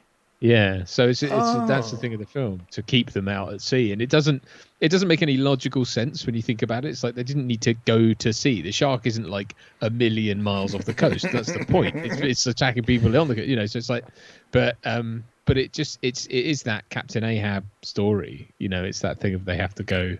The shot of him chucking the chum in, and now Bruce comes up is pretty legendary.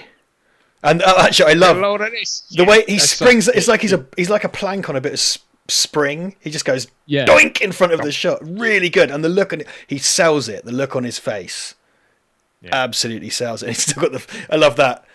Something that's been lost to the anti-smoking culture is people looking surprised with fags in their mouth. Sort of like in Ghostbusters when Ray has that cig like just hanging out of his gob when he sees Slimer and stuff. It's really good. You're not at that point now, are you? Yes, I am. Oh God, you're miles behind me then.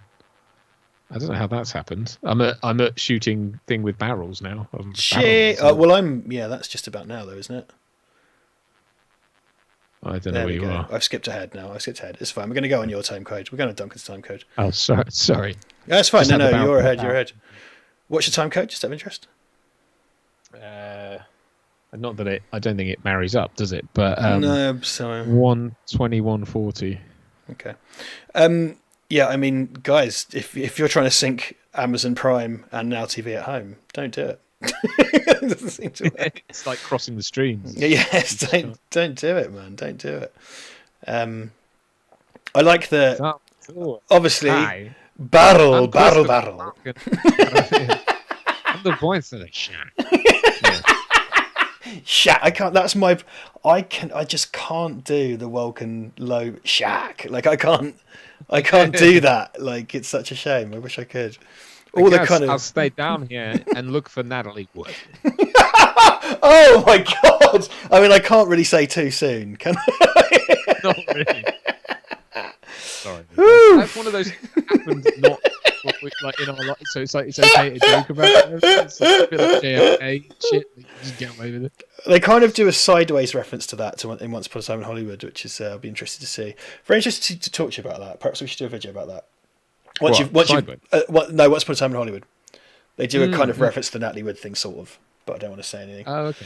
I'll watch it, and we should compare notes. We could just do that as a chat over the chat. Yeah, that would be good. I'd be interested to see what you make of it, actually. So, what Bond film is Shaw in? He's in a Bond film, no? From Russia with Love. Okay, what does he do in that? Acting. He plays Red Grant. He does acting. He's. So I swear he's pissed. Well, he may not be pissed in this. You know, but he was so fucking good at playing drunk. Anyway, yeah, he plays Red Grant in From Russia with Love. So From Russia with Love is a story of James Bond being sent into basically a Soviet trap that they all know is a trap, but it's to get a decoding machine. But there's a Russian. It was a KGB. No, he's a Spectre agent. He was KGB, but he's been hired by Spectre as a sort of, and he basically is like a shadow for Bond. So he's like what you would imagine a KGB opposite number of Bond to be. But he literally, people keep dying around Bond, and it doesn't make sense. And Bond keeps being saved from perilous situations by some benefactor, and then eventually it turns out. I mean, spoilers, fuck, but it turns out it's Red Grant, and they meet on the train. And it's one of, I think it's one of the best Bond films. I mean, it's certainly in that early era. I'll take From Russia with Love over Goldfinger. Goldfinger's like the gold standard of what people consider to be a Bond film, and I do like Goldfinger, but I think From Russia with Love is a much better told story, and it's just way more like what you want, like a real Bond film to be. For me, sure, that's the case. I kind of like that as a kind of anti-Bond almost. That's cool. Yeah, I guess he was like the first anti-Bond kind of character, and he's brilliant in it, and he's really sort of intimidating and stuff. So yeah, no, he's fantastic in that. Oh, cool. Yeah, I thought so. Have you seen Taking of the Pelham 123 is the kind of other big Robert Shaw film? Do you know? Have you watched that movie, the original one? Not seen all of it. I've obviously seen the Tony Scott remake. Sure, but I've not seen the remake. I really like the original. I think it's a great kind of hard-boiled 70s thriller thing. And the way, spoilers, the way they catch him, and I think Massal's got him at the barrel of a gun. He's kind of like, well, actually, I could just stand on this rail and electrocute myself, so I'm going to do that. It's just it's really just Travolta, isn't it, in the Tony Scott version? Yes. Yeah. Is it? Yeah. Okay. Force 10 from Navarone. You see that one? The sequel to Guns of Navarone. Yeah, that's a cool movie. I actually really like that film. It's a great movie. I've not seen it because it's got Carl Weathers in it. Carl Weathers, Harrison Ford. Yeah. Richard Keel's in it as well as the big Russian dude. Of course. Yeah, cool movie. Got a cool movie and all. Guns of Navarone was that Dad again. If you hear that was a film that I think under duress because it didn't have Superman in it, and I was like 5 or whatever. I had to watch that with my dad, but then over the years I've kind of grown to appreciate that film a lot. And Force 10 is often now the one that's referenced more, I think. Seems to be, because the original's like a super classic, but Force 10, that's what I used to it's something my brothers and I liked, and it's got a great, I'm pretty sure it's Force 10 where they put the wire across the road to cut the tank guy's head off when he comes through. Is that Force 10? They set a booby trap and the guy's head gets cut off by a wire. It's great. I can't remember if it's that or what's the other bollocks? Not the Eagle. No, what is it called? The Eagles Landing. Landing. The Eagles Not Landing. that. What were you thinking No, of? not that. I'm trying to remember now. What's Clint Eastwood and Oh, that is. and my ex-girlfriend's stepdad, Darren Nesbitt. Bollocks. Yeah, I know the one. The Clint Eastwood's. Yeah. Why can't I? Anyway, Where Eagles Dare. Where Eagles Dare. There you go. Yeah. There you go. Yeah. Where are you That's at the good for moment in the movie, by the way? He's got lifeless eyes, see like a doll's Dollars. eyes. Pretty much exactly there. Like, it's the classic Quint story, which is legendary and has its because it was written, wasn't it? But I think Shaw rewrote it himself, and then Some twat. I've always wondered if I was going to say some twat on IMDb's just gone and said like, "Oh, it was improvised on the day." I was like, shut up. fuck off. I've always wondered though if he was pissed for real. Great. Well, yeah, this is one of the famous But drunk that's good acting acting. scenes, isn't it? Famous drunk acting scenes. Like, are they drunk acting or are they drunk acting? Yeah. I like to think they're drunk acting rather than drunk acting. I think it's easier to drunk act than it is to drunk act. That shot as well. It's such a great shot of, and I know it's probably me reading into it rather than necessarily what was intended. But the cutaway to Brody just standing there in the dark, and he's wearing black, and the only light is on his face. And I have this real thing, and because it's never been confirmed to me or anything like that. But I always have this thing when you light a character's face and specifically their eyes, but when you show them lit like that in the darkness. To me, it's a sort of visual shorthand for an awakening, for like an awareness being, it's like illuminating the eyes and the face like that is like a kind of shorthand for, and and obviously the story he's telling him is visceral and. Well, there's a lot to be said for that because I think in film noir often it was used to show that someone knows more than they're letting on. So it's conference of knowledge usually. It can be, yeah. Because like in the Addams Family films, Barry Sonnenfeld does it with Morticia because it's funny. Because they do it like any time of day. She has that because it's a funny gag. But yeah. Quite often it like illumination or the concept that someone knows more than they're letting on, or because like the one in Return of the Jedi when he's half white light and half blue light because he's conflicted between light and dark, and because Brody is separate from them because these two finally bond, but he's still not one of them.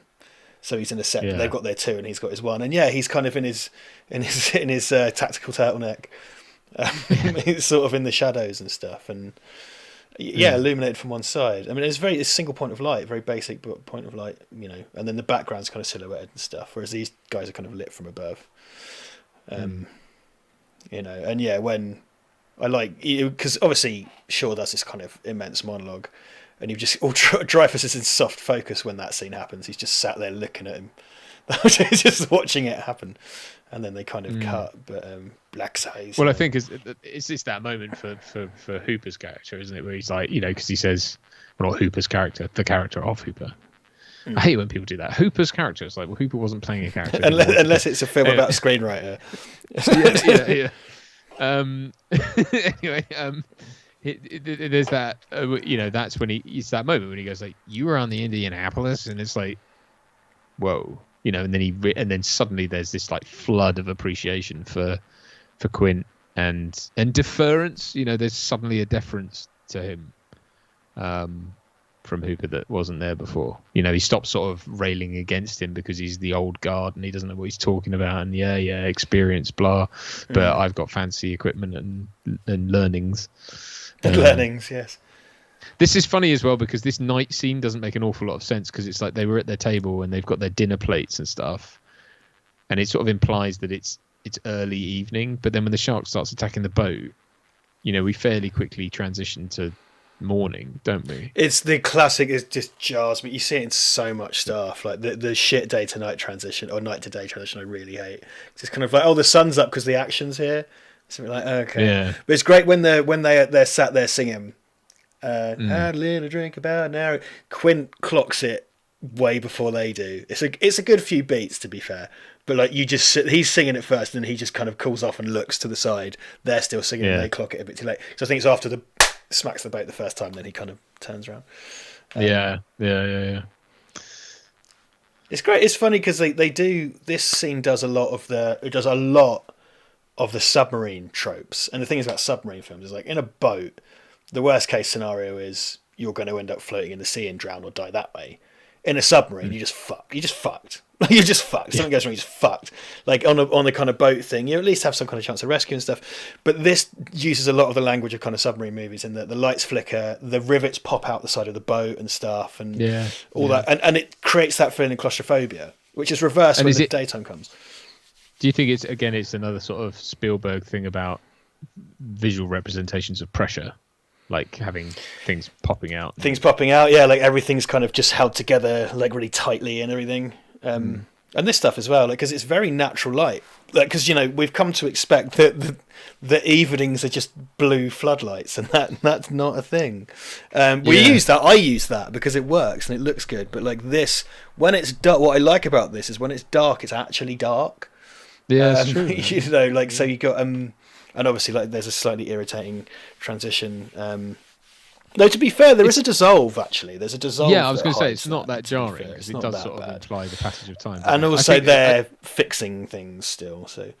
Yes, yeah, no, that's fair. And they haven't slept, which is, again, another thing about tension.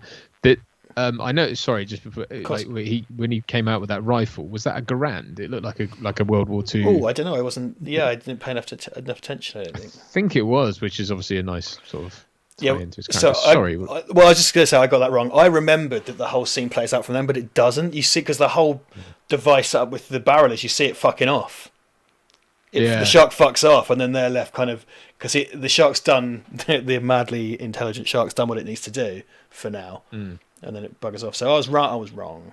Not the first time. That is the thing. I think sharks. That is shark behaviour with animals, isn't it? That it kind of wears you down and. Well, yeah, or like takes a bite out of you, then goes away and comes back again, kind of thing. Saves you for later. Yeah, I do like because there's something that this film does very well. Is this? It sets up rules in the third act. I.e., the shark has a barrel on it. A barrel. So we need to say barrel properly. Shark has a barrel. A barrel. Attached to it, and then that kind of is our little shorthand because it even has a little kind of flashing light on it when it pisses off in the dark. Bit, which is great. Again, it's lovely ominous stuff because they do that as a lot.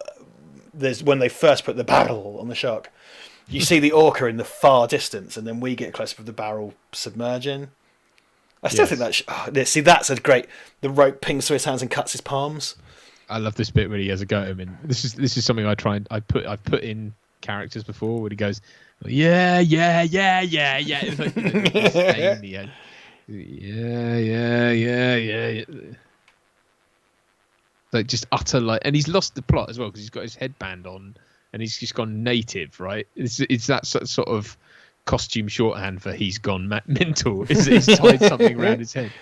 It's proper Lord of the Flies shit. This is the full-on Ahab fucking thing, isn't it? Smash the radio. Yeah. I'm getting the fucking shark. Yeah, and again, the headband means you've gone bananas, which is what they do. This is what they do in Shaun of the Dead because he gets the dart in the head, so it's covered that he's bandaging himself. But it's the Rambo thing as well. If you put when you get serious, you tie a thing around your head, which is great. It's like his shirt's untucked. He's completely again, it's the wardrobe is deconstructed, which is the point, right? It's like he's kind of deconstructed. That's what they very knowingly do in Shaun of the Dead. Like Shaun's look deteriorates as the film continues and stuff. Because, those guys love fucking Spielberg. They know what they're doing. Who doesn't, man? I mean, I know Brad's heavily influenced by... Oh God, yes, yeah. Brad knows his. Those guys know their fucking Spielberg backwards, dude. Big time. Yeah. We should when we eventually can return to normal and have them in a round table. We're still planning on that sort of setup eventually, and I'd love to have those guys on just talk about Spielberg. Just generally, it'd be awesome. But just quickly, Andrew Capitz and Philip Knowles both sent us £10 a piece on PayPal. God bless you. God bless you. Thank you. My darlings. Bless you, my darlings. Don't know what I'm doing. A barrel. Good barrel, you. That's a voice I used to discuss another thing that's going to make me spiral, so I'm not going to do that. Right. You'd know if I did it, but I can't do it on I think I hummed this to my daughter last night because she was screaming in my face, and my wife just said hum something to her. So I think I was like, and I was just singing like the theme from Jaws for no apparent reason. I found my New Year. My friend's 1-year-old came with, and like they bedded him down sort of 10 o'clock, and we could all get on and have a drink and stuff. Kept him up most of the night. When we were driving back, he kept screaming, crying in the car. So I just kept singing like songs from the internet to him, and it stopped him crying. And if I stopped, he'd cry. Yeah. If I looked away, he'd cry. So I just spent like the drive from Royston to Cambridge going like, everyone loves Magical Trevor and the tricks that he does. They're ever so clever. And then I'd stop, and I'd have to sing the same 30-second song over and over for 20 minutes. But it meant he wasn't screaming at me. But I was so hungover, it's kind of like, I don't know which one's worse. I think it's the screaming, so I'm just going to keep doing this. It's just this horrible balance of sort of tedium versus pain, like just aural pain. I mean, I know. Do you know what I found recently? Like, because it is, I'm not kidding. Like, obviously, like psychologically, your own baby's cry is designed to mess with you, right? Because you cannot stop listening to it. But I've also found like physiologically my ears ring, like because she's just genetically me and my wife, so it's kind of like there's like some sort of that pitch. It's just perfect for like rattling my ears. Exactly the right jelly center of your brain, I guess. Is because now I hear other people's babies cry. This is what it sounds like when other people's babies cry. But I hear him and I'm like, oh, it's not as bad. Like it doesn't bother me as much. But when my daughter does, but anyway, but she was like just like going at it in my face the other night, and I was just lying there just looking at it and taking it because I couldn't do anymore. And then God. I did hum to her, and she did stop down. My wife is so much better than I am at that though. I got these in bulk from Amazon. They're jolly good. I got about 20 pairs of earplugs. My They're wife very got effective. Yeah, she got some from work, but again, I just never find that earplugs work, and they certainly wouldn't work. You got to get good ones firstly, and secondly, the trick is you've got to scroll them up into little thin bullets and insert them all the way into the canal before they expand. Let them expand to the canal, and you're golden. No, but I do all that and it doesn't work. My ones are exactly those ones, the same colour, look exactly the same. Oh, that'll be why. The instructions said that they don't work on shit wankers. Well, the ones I've got are used by firearms, and I'm sure those are serious ear defending. The best things I ever had, right, was when I did that film for ident, and they gave me those earphones that like had batteries in them. I was like, what do these do? And he was like, trust me. He goes like, you can hear me talking right now, and you literally, when you're wearing them, you can hear someone standing next to you talking like clear as day.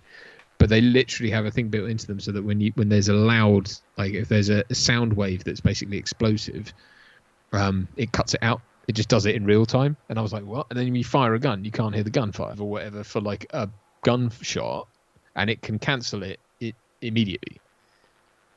But if you're talking, you can hear everything around you. That's bananas. That's absolutely bananas. It's really weird. Selective. If I could get that for snoring and my baby crying, I'm golden. The technology must exist. It must do, because it's just programming. I think it's not. It's just counter waves or whatever. It's consider divorce and adoption. Bit extreme. That's extreme. What Quint would do. What's left of him, the top half of Quint, would get adopt a shark and get divorced. Coming up is what I think is possibly the only sort of ropey shot in the whole thing where the shark, bursts out of the water. Do you think that? Yeah, I was going to get. Do you think that's because there's just too much of it that you see because you linger on that effect, and you've got to. The shark has to sell the movie, doesn't it? I am an shark. Would you like chum?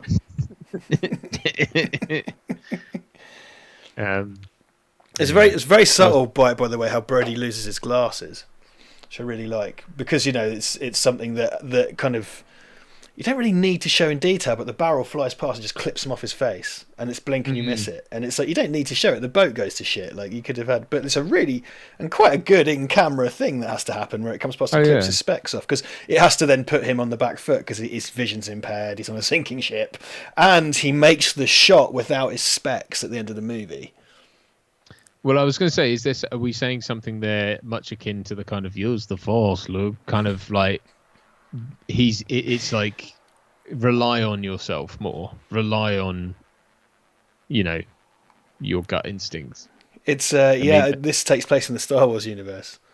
No, I know. I'm pulling your leg. Don't be tough. Don't want to be silly. He's got his machete. He's a Visage. You Visage's prick. Anyway, who was I supposed to do the shark as? I forgot. Alan Ford. No. Alan Ford was Quint, wasn't it? Homer. Oh yeah, right. I'm the shark. Hello. Oh. I just want to be your friend. I just want chum. I can't do Homer. I won't try. That's Barney. That was a good Barney. Barney. I'm drinking as well. Homer. That's the only shot I think where you get land in the background. Like the rest of it's sort of. Yeah. Rob Myers said earlier, lemon barrels with black piping, which I quite like.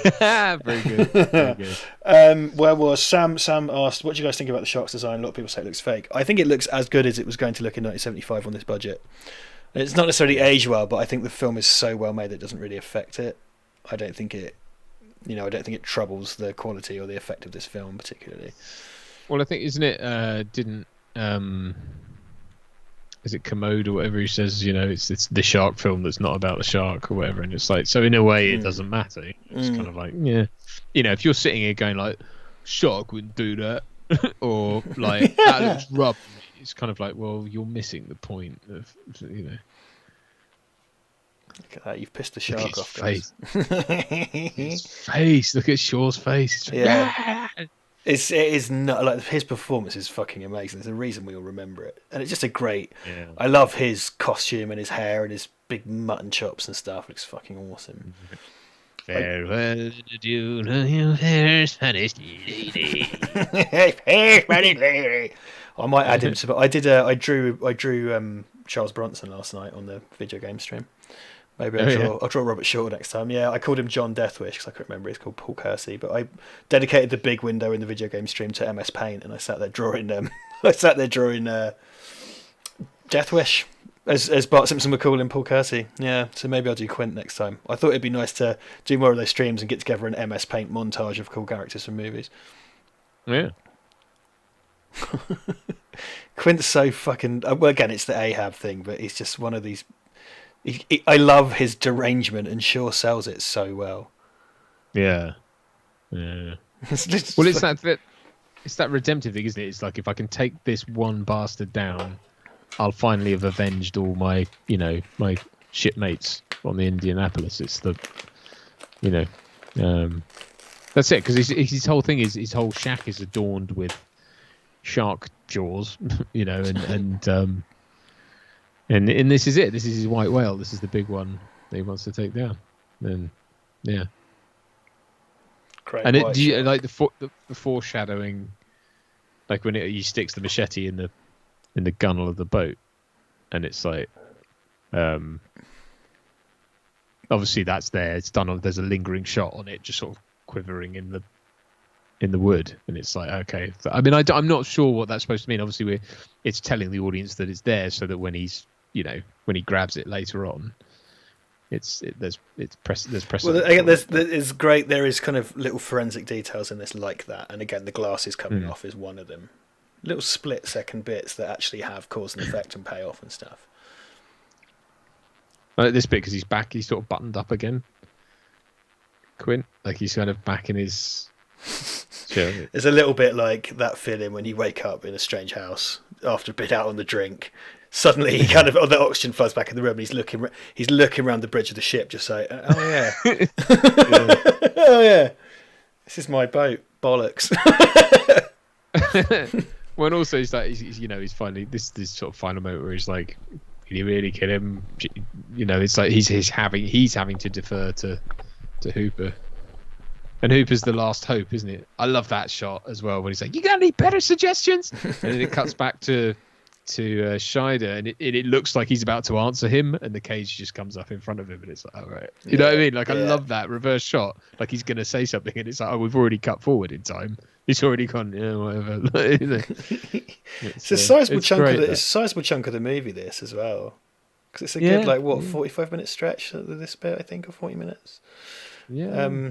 Yeah, it's just a three-hander between these small. I think that's the thing with kind of, this is inevitable with kind of sequels, but like Jaws 2, you can't have Quint, he's dead, and then Dreyfus isn't interested, and then Jaws 3, like no one wants to play. Dennis Quaid is there, and then he's sort of getting Ellen Brody back in 4, and it's kind of like, because I do sort of feel like, okay, star power will put Michael Caine in there, you know what I mean?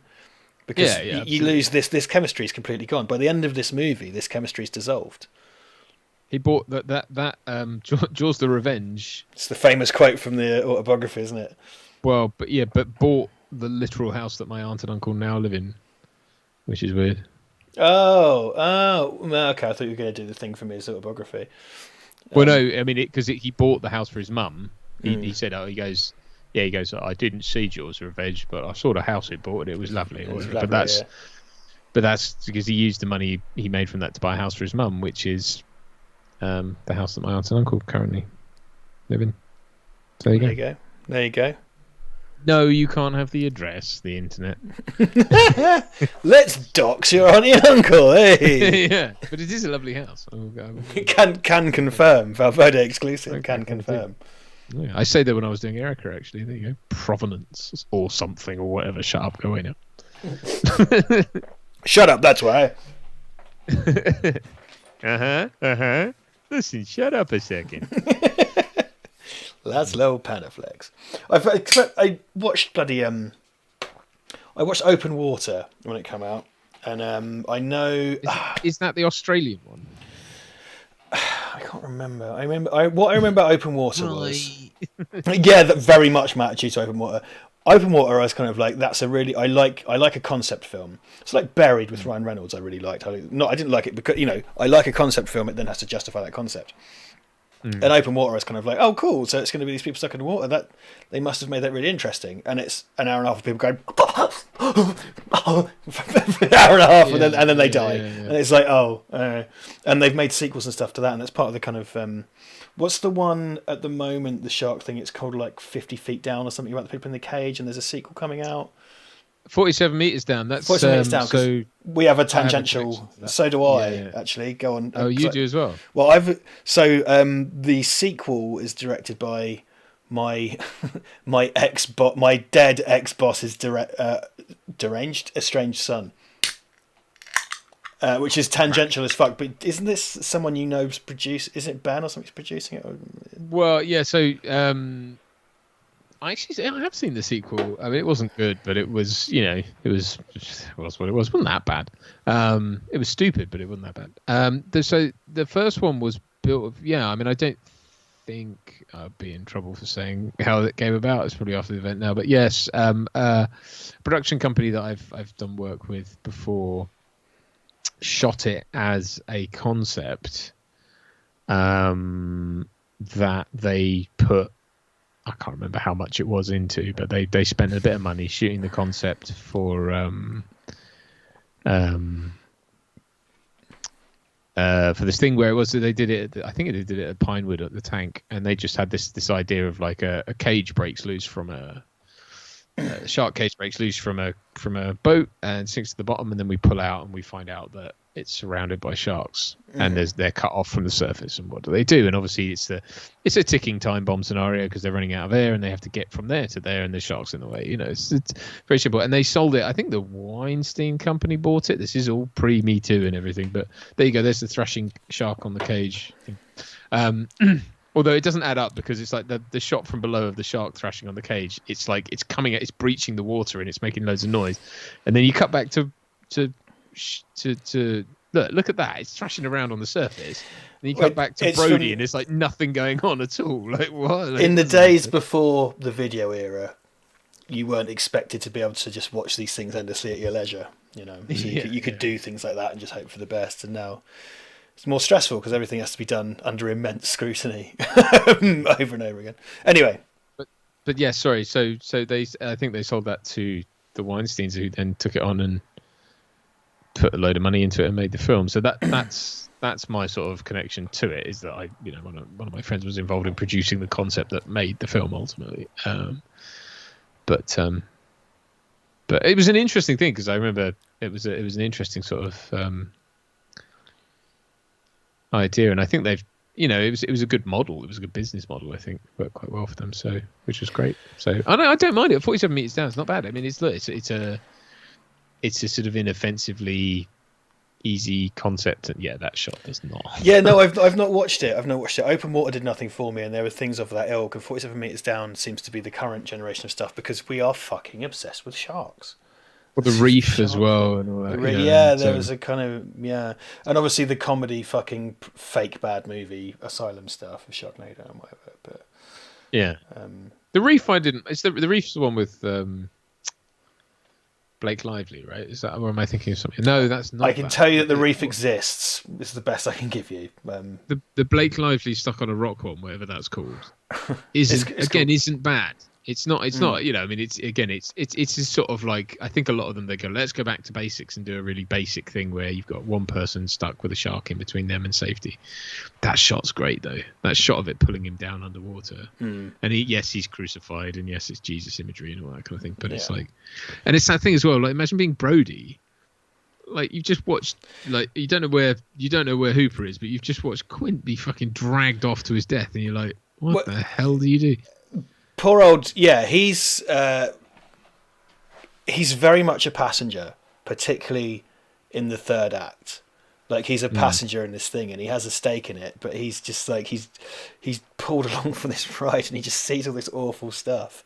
And that's the thing, because he's the audience surrogate character, really, because he is a cop and stuff, but compared to the two kind of seafaring guys, he doesn't have their expertise. And then that's why you feel like there's such catharsis when he, smile, you son of a bitch. Like, there's, by the way, every single computer game where I have to shoot a barrel, or the thing where it's in someone's, like Resident Evil 5 does that, which is a creature's mouth, I always say, smile, you son of a bitch, because what kind of heartless monster wouldn't say, smile, you son of a bitch? Because isn't the idea as well, we haven't really talked about it, but he's like an ex-New York cop.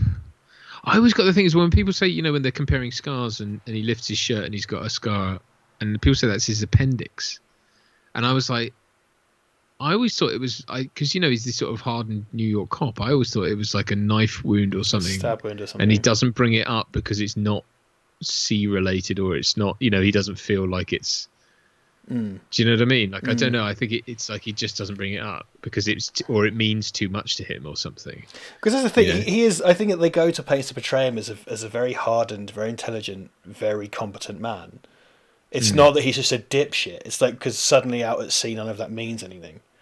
And it's his wiles that win the day. At the end of the day, he's able to. He makes this tremendous shot with an unscoped rifle with his glasses off. Yeah, it's the street smarts that ultimately pay off. The two things my dad will quote from films are in 10 Rillington Place, when Richard Attenborough says, "Bugger off, go on, bugger off," and "Smile, you son of a bitch." That's all my dad, because my dad's not very filmy. Cashback. That's his pool of references. Oh, Eric Rannan just sent 50 Swedish krona through Super Chat. Thank you. Let's have a quick look at what he's saying. Maybe a Donnie Brasco watch party in the future. I've never seen Donnie Brasco. It's all right. It's an all right film. It's Ted Dam, isn't it? Tony Brasco. Yeah, it's. Oh wait, no, that's bollocks. I have seen it. I've seen it once, a long time ago. Yeah, that's Undercover in the Mob one, isn't it? I was thinking. I was thinking of Blow. Yeah. I was thinking of Blow for some reason. I don't know why I did that. Blow's all right as well. I don't mind Blow. But yeah, I could see why those two would become a fuzz in your head, because they kind of are pretty similar. But although, in Donnie Brasco, he is a cop, and in Blow. It's the forget about it one. I don't know why I fucking did it. Yeah, and it's Pacino and it's good, man. It's good. No, Donnie Brasco's good. Yeah, I mean, I'm not mad passionate about it, but I do like it as a film. I thought it was good. I think that is a Garand, Yeah. Smile, you son of a bitch. Ka-ching! Like, the thing flies out. The amount of blood. The amount of blood when the shark explodes. I know, you'd be like, wouldn't that attract a load more sharks? But though maybe not the same in stature. Yeah, so that's what Jaws 2 could have been, like open water, and they're just clinging to a barrel for 2 hours, killing a million sharks. Barrel.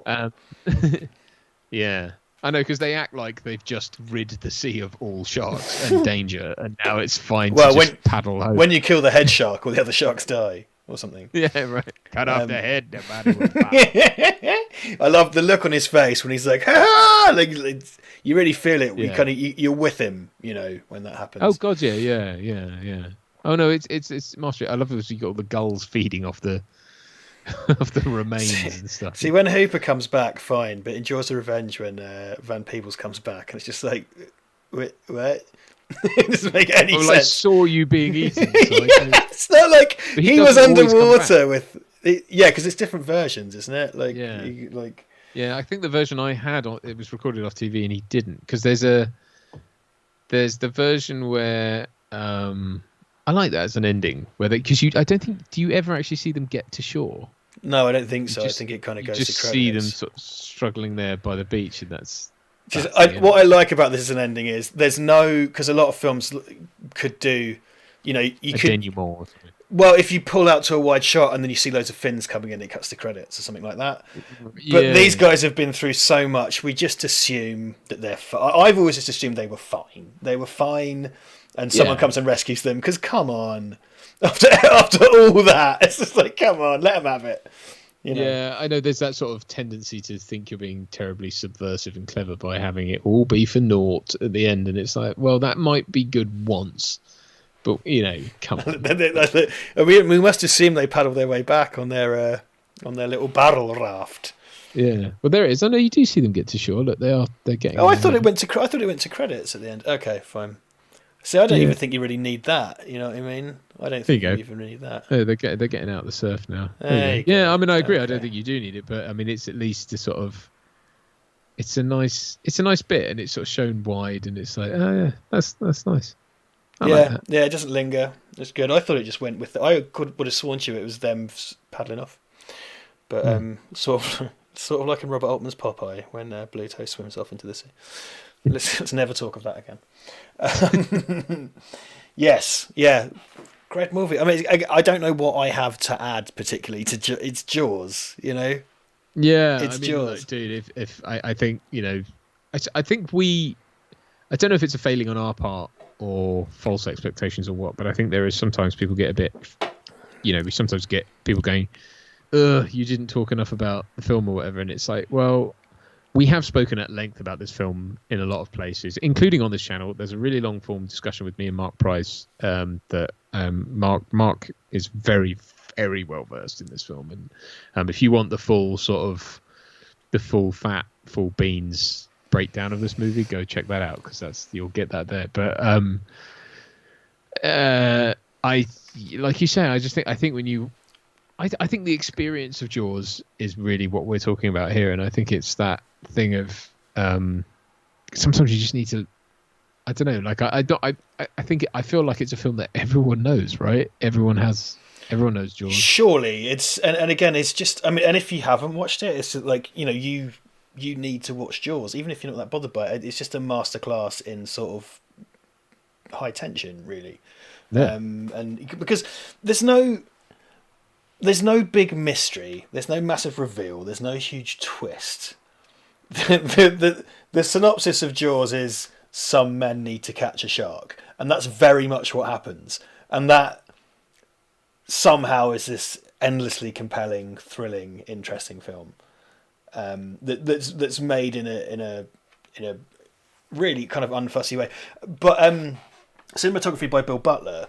Who had a very long story career, and I don't think he did the first Rocky, but he did like the rest of the Rocky movies, and particularly as Rocky wears on, like you get into that situation where, because like by Rocky 4 in particular, it's those super high speed photography, all of that really, really visceral, involved kind of photography, whereas this is there are lots of nice subjective bits in it, but a lot of it, as we discussed, it's mostly blocking in a lot of scenes, and it's kind of long dialogue takes and stuff, and it's very unfussy.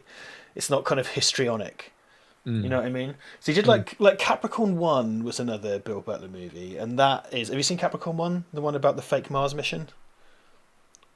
It's really good movie. Really good movie. It's about how they fake a mission to Mars, and the astronauts themselves believe that they're going to Mars, and they're taken off the spaceship, and they're going to be kind of killed by the CIA, I think, and then they all escape and go on the run. Okay. Lovely paranoid 70s everything's awful movie. Right. And that, as I remember, has that kind of unfussy look to it. Also shot Demon Seed, which is I'm going to drop the horror shot we're working on. One of my big influences for that is for the film Demon Seed, and that's about an evil AI. And Demon Seed's got a few more kind of trippy bits in it, but it's still sort of a lot kind of unfussy.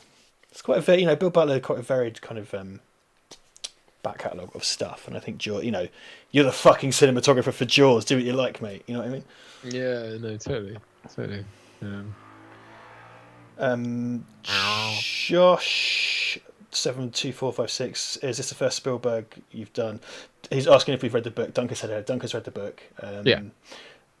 First Spielberg watch along, isn't it? I think. Pretty sure. Duncan, what top 3 movies are you looking forward to showing your daughter when she's older? Asks Floyd. Oh, it's very difficult because, I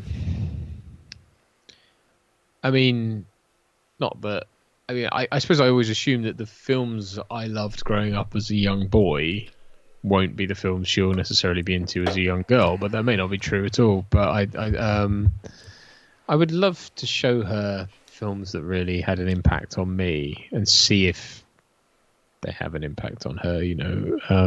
Seems to work for Floyd himself. He's often talking about watching the That's cool true, shit man. with her. I would love to show her. I know it's not your bag, but I would love to show her Superman and see if that, because for me it's such a magical movie, and I know that's all just nostalgia. No, I think you're right. I know I'm a bit down on that film, but if I thought for a second it would bring a bit of magic into my kid's life, yeah, totally. I'd go straight to Superman 3, but no.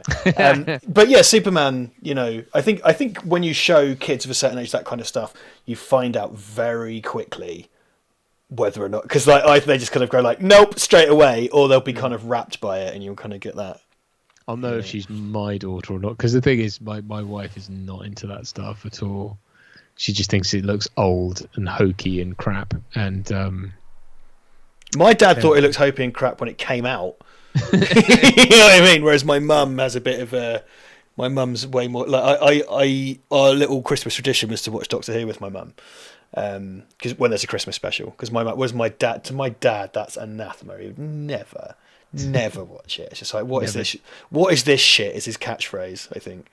Right. Well, yeah, because I think... do you know what? That highlights it, as you think, because I don't think my dad's was particularly enamoured with Superman and that kind of thing, and whereas my mum was. So I suppose, actually, maybe it is something that has an appeal to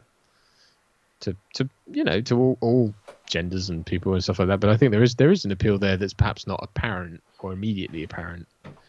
So I'd love to show her that, and the other films that have been big for me, things like The Big Lebowski, I might have to wait a little while to show her that one. Well, I think that's the interesting thing, isn't it? I'm not planning on having kids, and at the moment, you need to have someone to put a kid in if you're going to do that. Michael Caine, he's right behind you. Yeah, so impregnate a canvas portrait of Michael Caine in the film Get Carter. My child's half canvas. Like the Fly. Kill me. I often look at stuff. So I watched RoboCop when I was very young, very, very violent. My mum and dad didn't know. And then my brother and I were very, very good at sneaking movies in and watching them. So like Aliens and all that stuff. I talked about it before. Yeah. Mm-hmm. Whereas like if my kid was watching something like that, I'd be like, you can't watch that, it'll fuck you up. Like, what? No, absolutely not. It's kind of like, and I can't in good faith say it didn't fuck me up, but I'm fine. I'm fine. And it's just, it's that thing of like, but it's not like I mean, I think it's I do think it is more a boy thing, but I'm sure girls do this as well. But it's that thing of watching the thing you're not allowed to. I mean, these days, like a cursory search on YouTube will find you all the nasty, gruey scenes of any film, and you can watch those and be done with it in 5 minutes. And it's like, whereas we used to have to like stealth record it off the telly when it eventually was on the telly, and then stealth watch it when no one was around and hide the tape and come up with all these schemes. I mean, it was very time consuming. It was fun as well, though. Yeah, it was. Yeah, absolutely, it was. Yeah, because you were sort of gaming the system. But I mean, nowadays it's like you need to game in a digital sense now, because you used to have to hide and create physical objects, and now it's kind of, I don't know, knowing your mum and dad's pin or something, I suppose. Yeah. There's a super chat from Jay Weatherford for $5. Thank you, gratefully received. Thank you. I think you should read it. Okay. Sorry. Shark, are you? Perfect engine, are you? I was a shark once. Oldest game in the world. There you go. Someone was asking in the comments what that is. That's Archie the pub boar from the Fast Show, which there are no decent YouTube clips of. I know. I spent crazy. Years trying to find examples of that. And do you know what? That came up. My friend John and we did a film, God, nearly 10 years ago, probably, or 9 years ago, called Weaverfish, which got a bit of I think it got distribution. Anyway, not the point. And it was really, it was fun. But he was a great guy. He was in that film that's got a weird name. What's it called? Kajaki. It's a military movie, and that did some decent business. Anyway, really nice guy. But one of the things we bonded over was just doing that impression, and that's where that sort of reignited it in me. And then ever since then, like every now and again, I'll tweet something, and he'll write back, like he'll put like, in a movie, and we just have this shorthand for like understanding each other, that for some bizarre reason we just were like, that's where that whole like because he just sidled up to me one day and went like, actor, are you? Gay. I tell you what, I think probably about 10 or 12 years ago, Cashback. I just asked my mum, can I have the Fast Show box set for Christmas? And I'm really glad that I did, because it's not on. It's probably, I suppose it might be on BritBox now, but I can't stream it anywhere that I know about. Like, I don't think. Annalise Muskeland, hi guys, thanks for $5. Thank you very much, Annalise. Thank you, Annalise. Thanks for making such a sucky day less sucky with tales of barrels and explosive poos. Very appreciated. Thank you, Annalise. It's our pleasure. Always. Next week, a barrel of exploding poo, or exploding barrel of poo. I don't know. Whatever. One or the other, I suppose. One or the other. Barrel made of poo. A barrel made of poo. Dan Lyles did reference that when we were young, Ghostbusters was regarded as something you weren't supposed to be watching. What heady days they were. Ghostbusters, because the cartoon was on, and everyone was mad. Ghostbusters Mania. Everyone was mad for Ghostbusters, buying all the toys and stuff. It's one of those Christmas things. So Ghostbusters 1 and 2 as films we were allowed to watch were just a given. You just watch Ghostbusters and Ghostbusters 2. It was just a given. I wasn't allowed to watch it. My mum wouldn't have it. There's a bit where he gets sucked off by a ghost, which only as a teenager I was just kind of like, because as a kid it's just sort of like you don't get. It reminds me of when my friend Dan, who picked me up from the hospital, explained to his very young son. He said, "Oh, well, Jackson," because little kid calls me Jackson. Jackson's broken his leg, and he's like, "What does that mean?" He goes, "Like, well, he's broken the bone in his leg." And his son went, "Dogs like bones," because he had no concept of what a bone. So like the ghost undoing Dan Aykroyd's flies when you're a kid. We watch it as an adult. It's kind of like, what is that? And he's dressed as like a Regency army officer. Like it's just like, what is this? Because that totally feels like something they filmed as a longer scene and got rid of. Because, it's like it's in they use it in the montage. It's just like, what the fuck is that even? I mean, I'm glad it's there, but it's like, what is that supposed to be? Ghostbusters is just one of those films I don't have a forensic knowledge of. I have it somewhere, but I just not a film I watch. Again, it's a bit of a Jurassic Park for me. It's just not something I'm that into. And I don't know. I'm not supposed to say that. I guess I have to revoke my nerd credentials. Well, no, you don't, because it's one of those fucking things that's just Ghostbusters is a great film. I like the second one as well, actually, which is not a necessary unpopular or popular opinion. But it's a really good film, and I think it's lightning in a bottle, and I think it's a really interesting thing, and I'm not really interested. I don't care. The Ghostbusters remake was shit, but I don't care that they're making the proper sequel. I don't care. I'll probably watch it, but I don't care. And it's something that... It's that kind of pre-packaged, off-the-shelf geek shit. You know what I mean? So, like, you get Ghostbusters t-shirts and Asda and stuff, and it's like that easy, off-the-shelf geek culture. Like that pre-packaged, nicely ready-made geek culture that is something everybody watched 30 years ago. So you get to sort of bang on about proton packs or whatever. Like, it's a legitimately, I think it's a very interesting film with a very interesting story that comes, you know, and it's a big part of the Saturday Night Live story, and it's hugely influential. And I do like that it's a bit sort of dirty as well. But it's a good film. Like, I have nothing against it. But I'm not going to sit and wank off over it all day. Is the short version. I don't watch it. I don't think that I really can't remember the last time I watched it.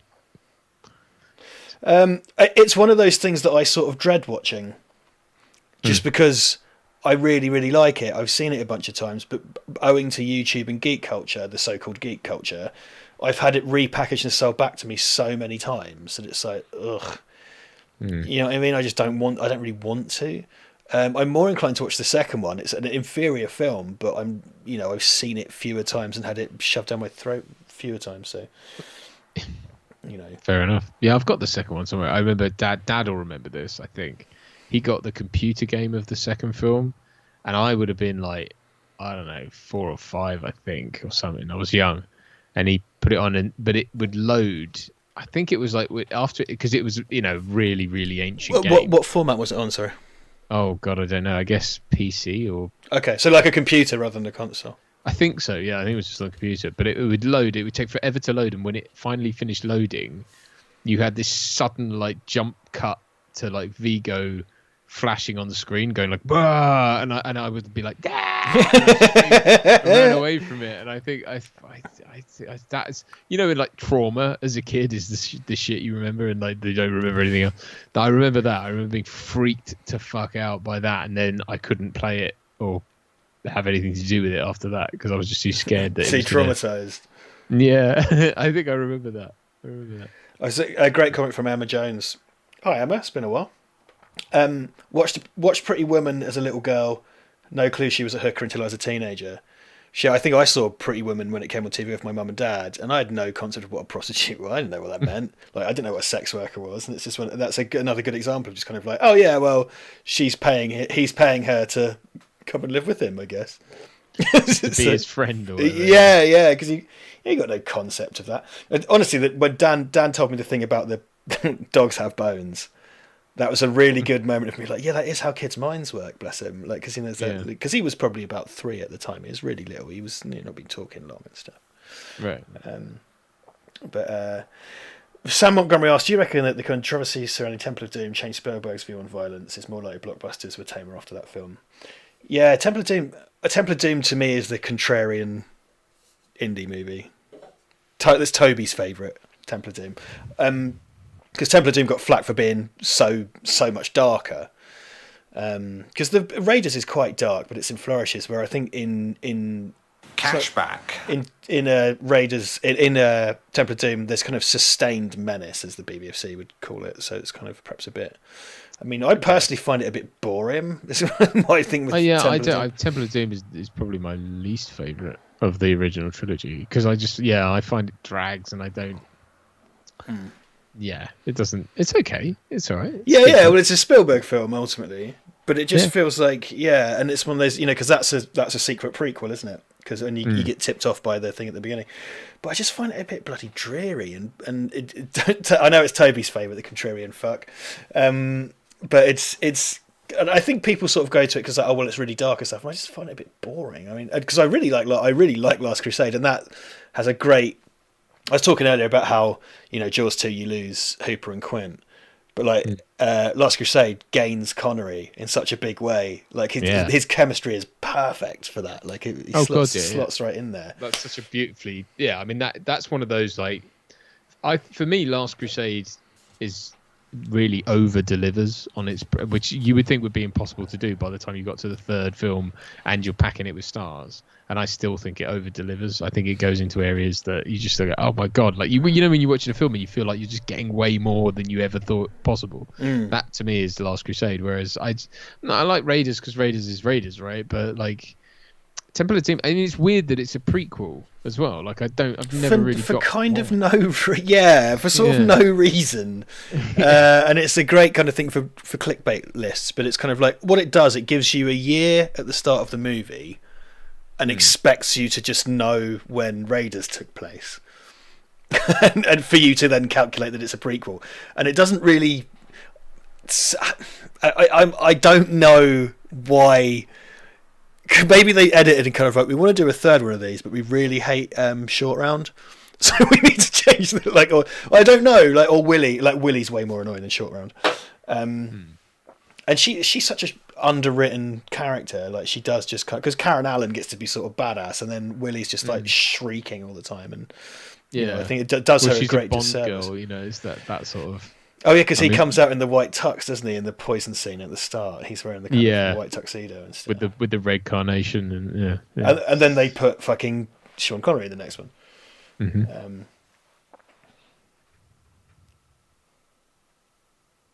Okay, I've just got to do this because I love Peep Show. Soda drinking corridor janitor. A quote for Peep Show. Mark and Jeremy. I'm going to carry on watching until they catch Jaws the shark. The shark isn't called Jaws, Jeremy. The film is called Jaws. I love Peep Show so much. I need to rewatch Peep Show again.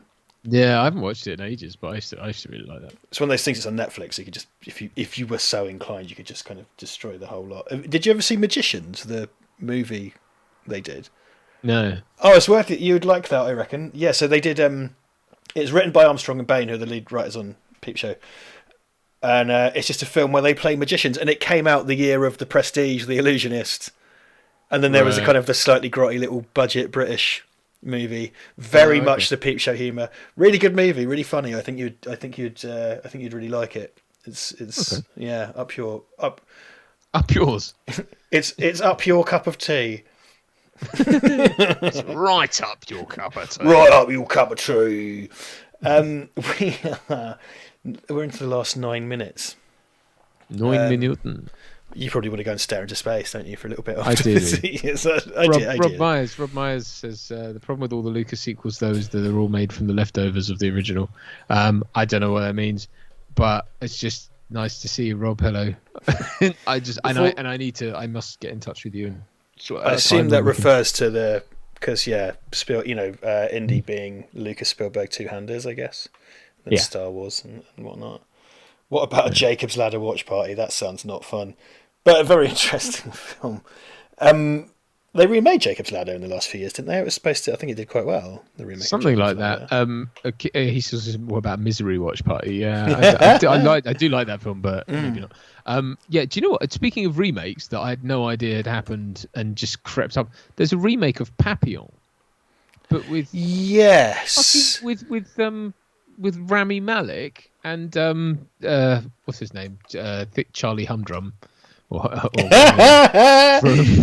from Dewberry. What's it? I was like, he is not a modern day Steve McQueen. Let's just get that straight. 2017, that was. That's so weird, isn't it? Like a remake of Papillon. Like, what the fuck? Well, I suppose it was a novel, wasn't it?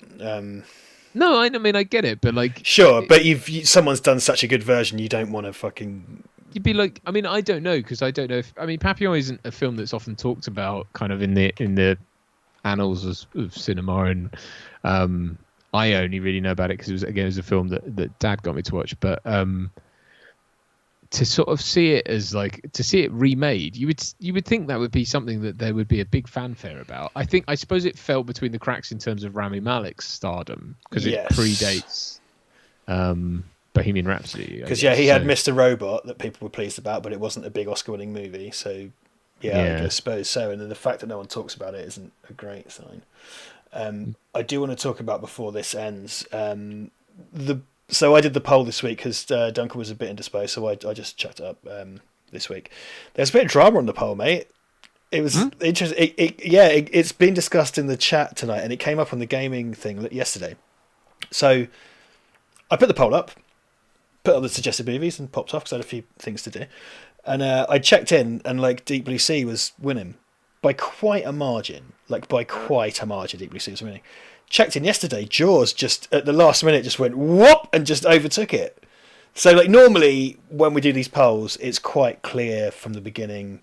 Once we do the votes, you check in a couple of hours later, and one will be leading, and it's normally quite clear who's going to win. We don't tend to sit there and watch it and wait, but like one will take a lead. Sometimes it's close, but that was a whoop. Like there was a switcheroo in the last. Sort of just before the end of the, before it reached the gate, so to speak. Yeah, it's quite a bit dramatic. Yeah. Wow. Okay. Yeah. Nice. Because when I checked in with it, Jaws was clearly winning, but I don't know if that was then or if that was first, and then I don't know. Yeah, I think Deep Blue Sea, as far as I know, because again, not kind of checking it over and over, but Deep Blue Sea was out in front. Right. By quite a margin. It's weird that, because I would have thought. Well, I like the idea that a bunch of people wouldn't have voted for, because I just saw Frank just popped in and it was just kind of like, you're not doing Deep Blue Sea. This sucks.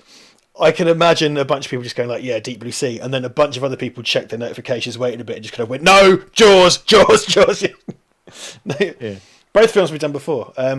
Deep Blue Sea, Deep Blue, like the Jaws commentaries were well regarded, but Deep Blue Sea was also something well loved among the things we've done. That's a movie I saw in the cinema. Deep Blue Sea. I remember watching Samuel L. Jackson getting eaten. 1999, man. I saw fucking everything the summer of '99. That was the summer of Austin Powers 2 and The Matrix, and we had Star Wars Episode 1 and Deep Blue Sea. God, what else? I think I might have gone to see Wild Wild West. Wow. There's like a ton of poor me, right? But yeah, no. I remember a good time summer '99. We used to be able to go to the top of Queen Anne Car Park, and there's on the very top floor where I filmed that Die Hard video, interstitial. There's like the door to the stairs, which is the highest point you can get, and we used to all go after the movie. We'd go and sit on top of the car park and look over park space. Oh, okay, nice. True story. Not a good story, but it's a true story, and you can't really argue with that. What was I saw something.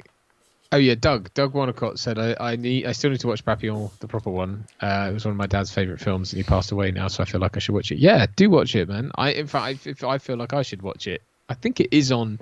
It's on a streaming network. I think it's on Netflix or Prime. I think. I would hope.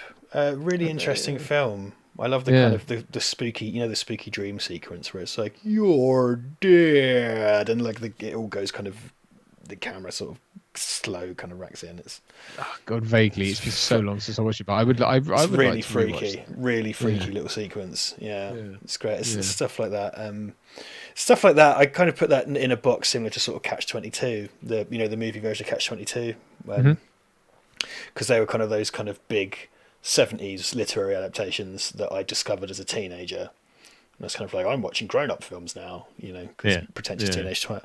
But those are films I discovered at the same time, and they have a similar kind of provenance and stuff. And it was, good times finding all those films out and having to fucking get them on tape or tape them on TV or stumbling across them at like 2 a.m. on telly and just being like, oh, there's this weird thing on that I can watch. So I think what we'll do, we need to talk. I referenced this earlier. I've been dying to do some kind of Evil Dead on here as a watch party. Okay. Because I love me some Evil Dead. And I sure, man. Yeah. Need to do that. But it would be really nice. Someone talked about The Fly. I suppose for October, we've been really slack with getting our horror on in October. It'd be really good to try and get some horror watch party votes in for a month or so. Maybe a month of October could be horror themed or something. Sure. Yeah, absolutely. We'll talk about it. Particularly, I'd love to get some Evil Dead on. Love to put the Fly up in there. I don't think I can legitimately get away with any more zombie stuff, so I'll probably put a pin in that for the time being. But we could chuck in a bit of Psycho maybe, and some more kind of worthy. Absolutely, yeah. No, I'd be down for that. I'd really like to do that. Yeah, maybe some. I don't know. I'd say some more obscure stuff, but then I suppose that may not get voted for. But I mean, let's. Let's have a think. Yeah, I was kind of like, I hate to drop this on you. I was kind of thought, it might be nice to how about this? It might be nice to plan out the month of October in terms of what we're going to offer. And but then we don't have to worry about it week by week. We plan up what we're going to offer, maybe. Yeah. I don't know. I'm Snorlax has said the Robert Wise version of The Haunting. I fucking love the Robert Wise version of The Haunting. Beautiful movie. Yes, Dan Lars has said Evil Dead 1, 2 and 3. I've thought of that. That'd be a great lazy trilogy to pop up. 1, 2 and 3. And they're such vastly different films, each one of those. They're such different films. Because is Army of Darkness the third one? That's the third one, yeah. That's the one I've got, and that's the one I've probably seen the most. I mean, I've barely seen the first two. Isn't the second one like basically a remake of the first one?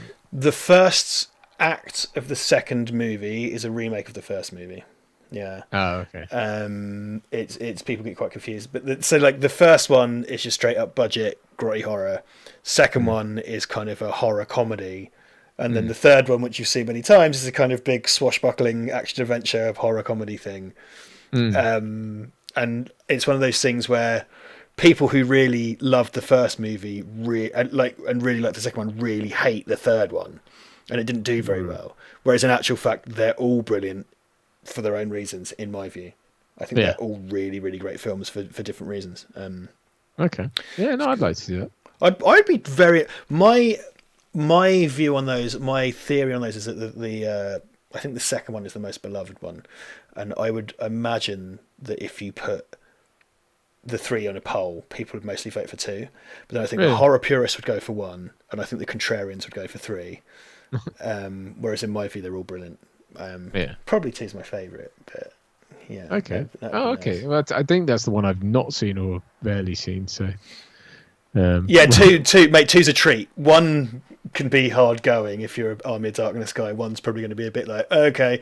2 is, I think it's my favourite of the 3, and I love them all. But 2's such a treat because it's still got the horror stuff, but it goes full in on there's literal reenactments of Three Stooges bits where grapes are replaced with eyeballs and stuff. It's very very much. Ryan Swayze 88 says the 1990 miniseries. That'd be like 5 hours. yes. No, thanks, but also no thanks. Also, the bloody shit. If we watch the 2 new movies, that's also a long time. Oh God, yeah. Someone said Halloween. Ryan Swayze says Halloween. That's not a bad shout. No, Halloween. Yeah, that's a very much prep. Benny Legend, the 1990 Night of the Living Dead. Great. He's not asking that to watch what he says. It's worth a watch. The 1990 version of Night of the Living Dead is brilliant. It's a really legitimately brilliant movie. Absolutely worth the remake for my money. Yeah. Well, look, we're at 10 o'clock, so should we wrap this up? Because I know. Yeah. Time for your bed. Hey, that's right. Cuckoo in bed. Cuckoo in bed, eh? Right, we off. We out of here. Thank you everyone for joining us. I'm sorry if I was low energy this evening. I too, after the weekend, I had low energy. Yeah, so but we're back next week with more energy. One or both or neither of us will have more energy next week. So right, cut to credits. We love you. See you next week. Thank you guys. Bye.